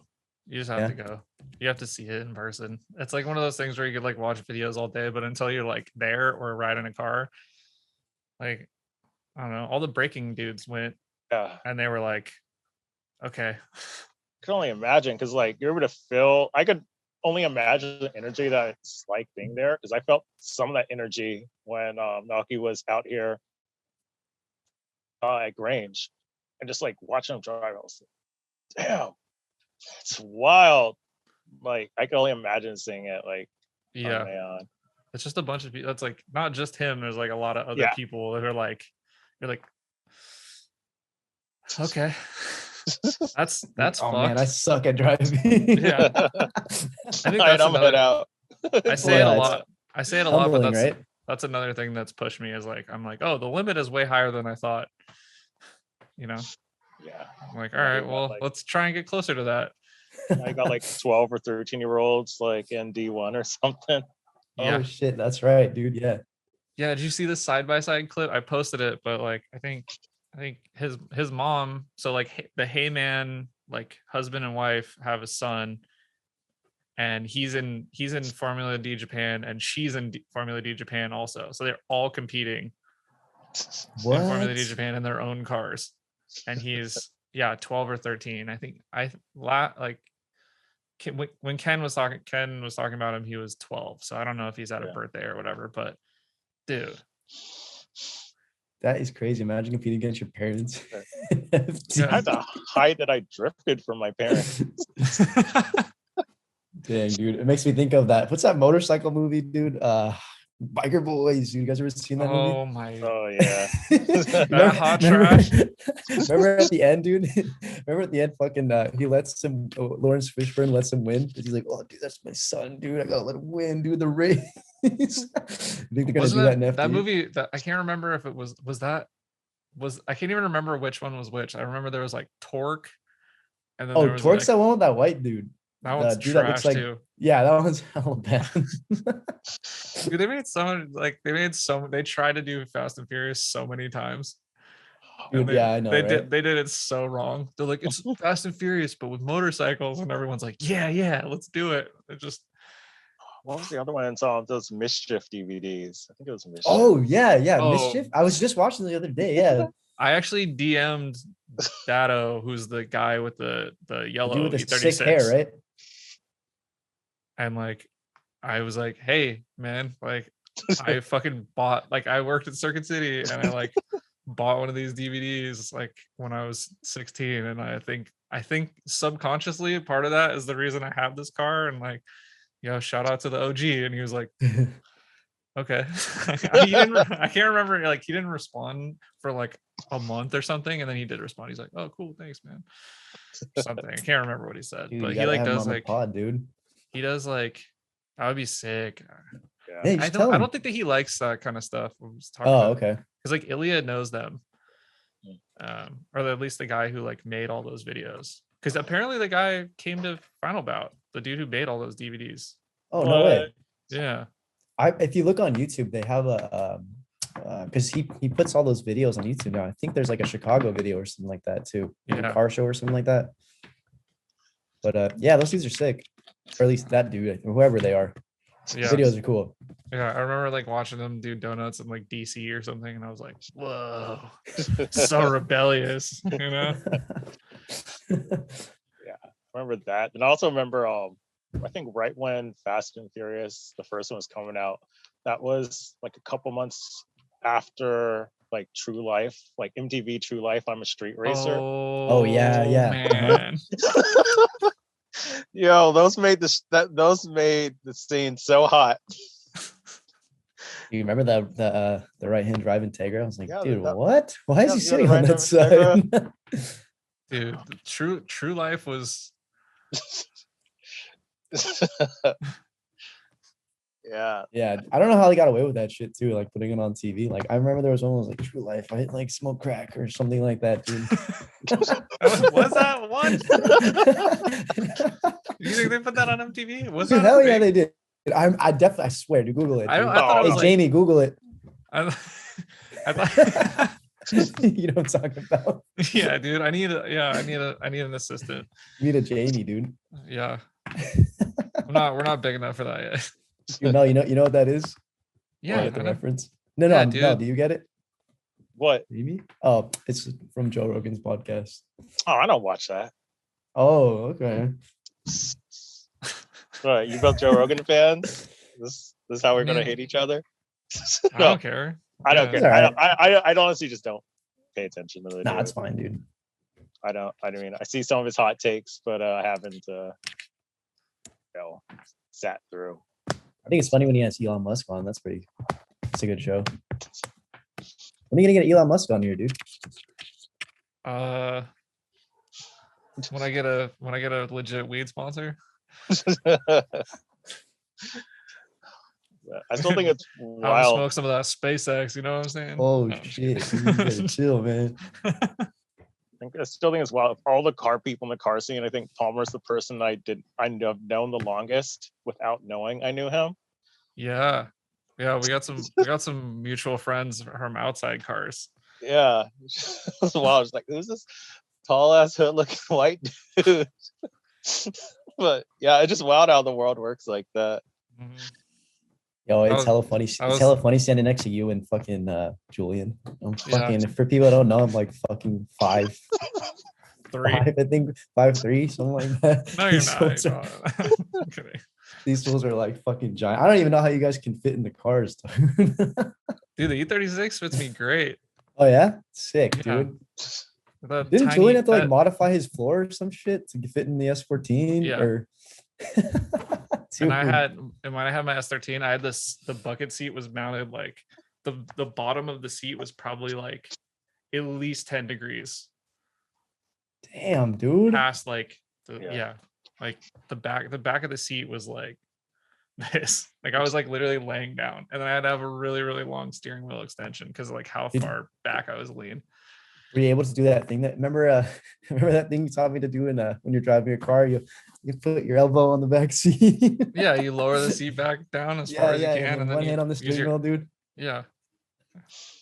That's how you drove around in the early 2000s. Except that one in the day. Bay. Yeah, dude. Yeah. Oh yeah. $500 Mercedes. Oh my god. Yeah, that was a fun. We all went to a lowrider meet, and like, Yeah, that's right. and then we got faded. Yeah, that was cool. Yeah, I like running into Sam and all those guys in the city. It's nice. You don't see many Mhm. car people in the city anymore, so Hell no, too expensive. yeah. Too He's busy still doing it in the straight city, piping dude. their Come on. VQs. What was that? What'd you say? They're too busy straight piping their VQs. I used to live like on a street, like my apartment was like just above like the garage, and then it was like Main Street, and it was just like straight pipe VQ, probably like 3 or 4 a day. And you're like, okay, this is what we're doing. Best sound, dude. Sounds so sick. So I actually have another podcast coming up right now. Okay. You So kicking us off, dude? pretty much. You guys, well, I got a little bit of time. So if there's any like shout outs or things that you want to talk about that we didn't or whatever. All right, know, I'm gonna if you shout wanna- out. Ooh, go ahead. Sorry, my bad. No, you're ready. You have your shout outs Okay, ready. yeah. All right, I'm gonna shout out Chris, Michael, David, my homies, Victoria, and Black Moon, I guess. Yeah, dude. All right, I'll shout out shout Blackman, shout out to Scott, Victor, Christian, Sammy. Hey. Shout out to God. If it wasn't for you, I wouldn't be here. No. Yeah, no, I don't have a whole bunch of shout out. This is a question that stumped me, but I do have a question from Palmer. What watch is that? On my wrist? Yeah. It's a baguette. It's a Citizen Eco Drive titanium that I got at Macy's for like, it was on sale. Nice. It's like a $200+ watch. I try and keep it simple, man, but I like wearing a watch. Nice. Looks good. Thanks. I like the Eco Drive. Sick, dude. Like it's such a crazy piece of technology. Like, so it's like solar. So for those that don't know, it's solar power, and then it's also kinetic. So like, you don't ever have to like wind it or charge it or anything.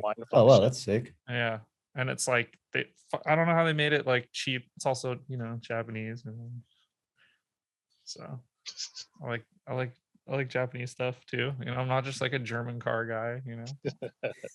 I like variety. Why are you a watch guy? I like watches. I'm trying to I'm into too many things. So yeah, recently like gotten really big into watches.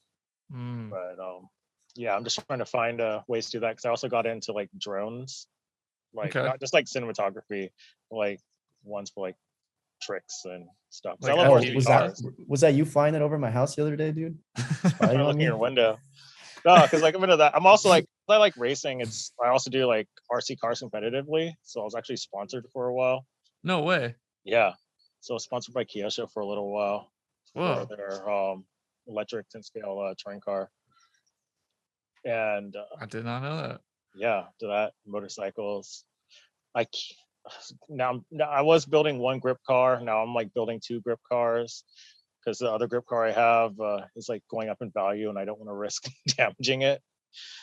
I'm assuming that's the FD. FD, yeah, like it's like tripled in price since I've bought it, and then it's gone to the point where got the best cars, dude. All the mods I've been putting on it are now like I feel like I should take them off because I think FDs have hit a point where mods are detracting from the value of the car. Yeah. So now I'm like at this crossroads where like I bought all this stuff and put it on the car, and then I'm like, just gonna sit there. I hear that.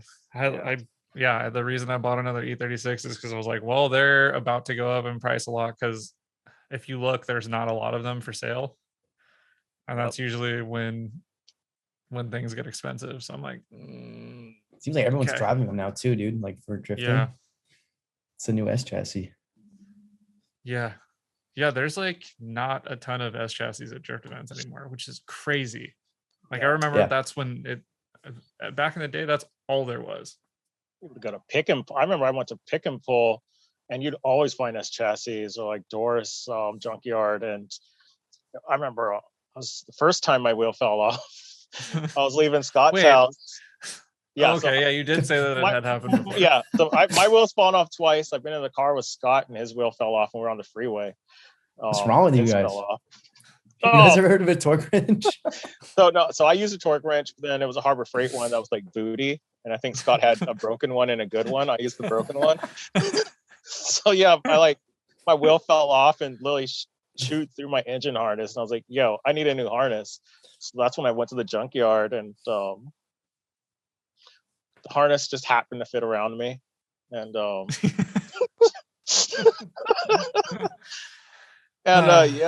I used that to relume my car. And at that time, I decided to like route it to the engine bay and all that stuff. But no junkyards anymore. Now I think it's all going to be like BRZs, FRSs, 350Zs, G35s, 37s.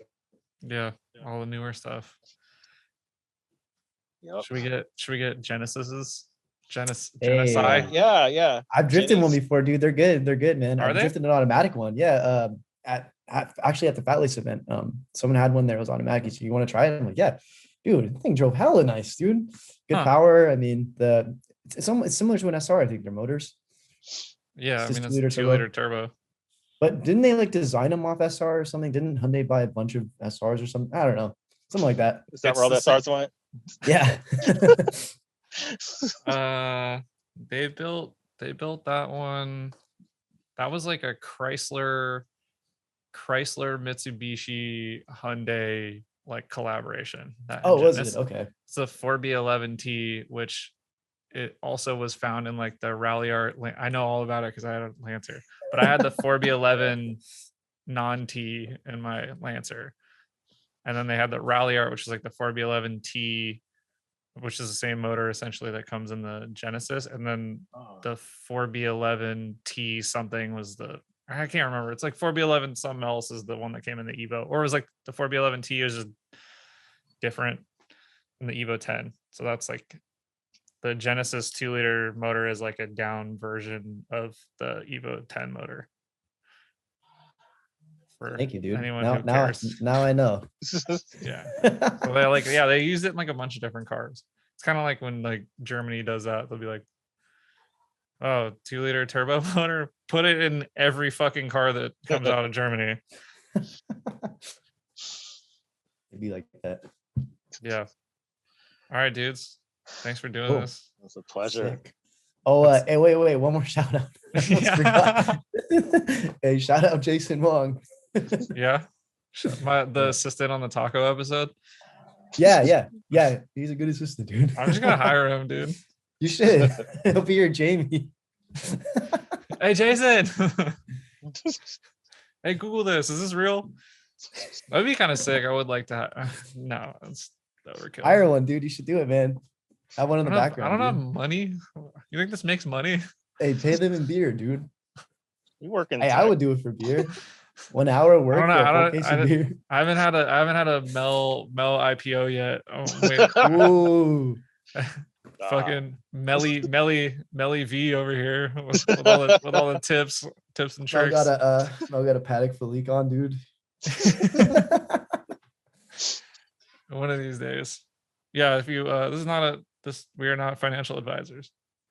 Yeah, no, Definitely definitely not. We're into the wrong things. But if you want one, you can pay Mel and he'll tell you some stuff. Teach you how to get to the 1%. Yeah. That good life. One of these days. We'll get there soon, Sam. Cool. One day, right? Yeah. All right, guys. Yeah, it was a pleasure. Bye. Bye. Cheers.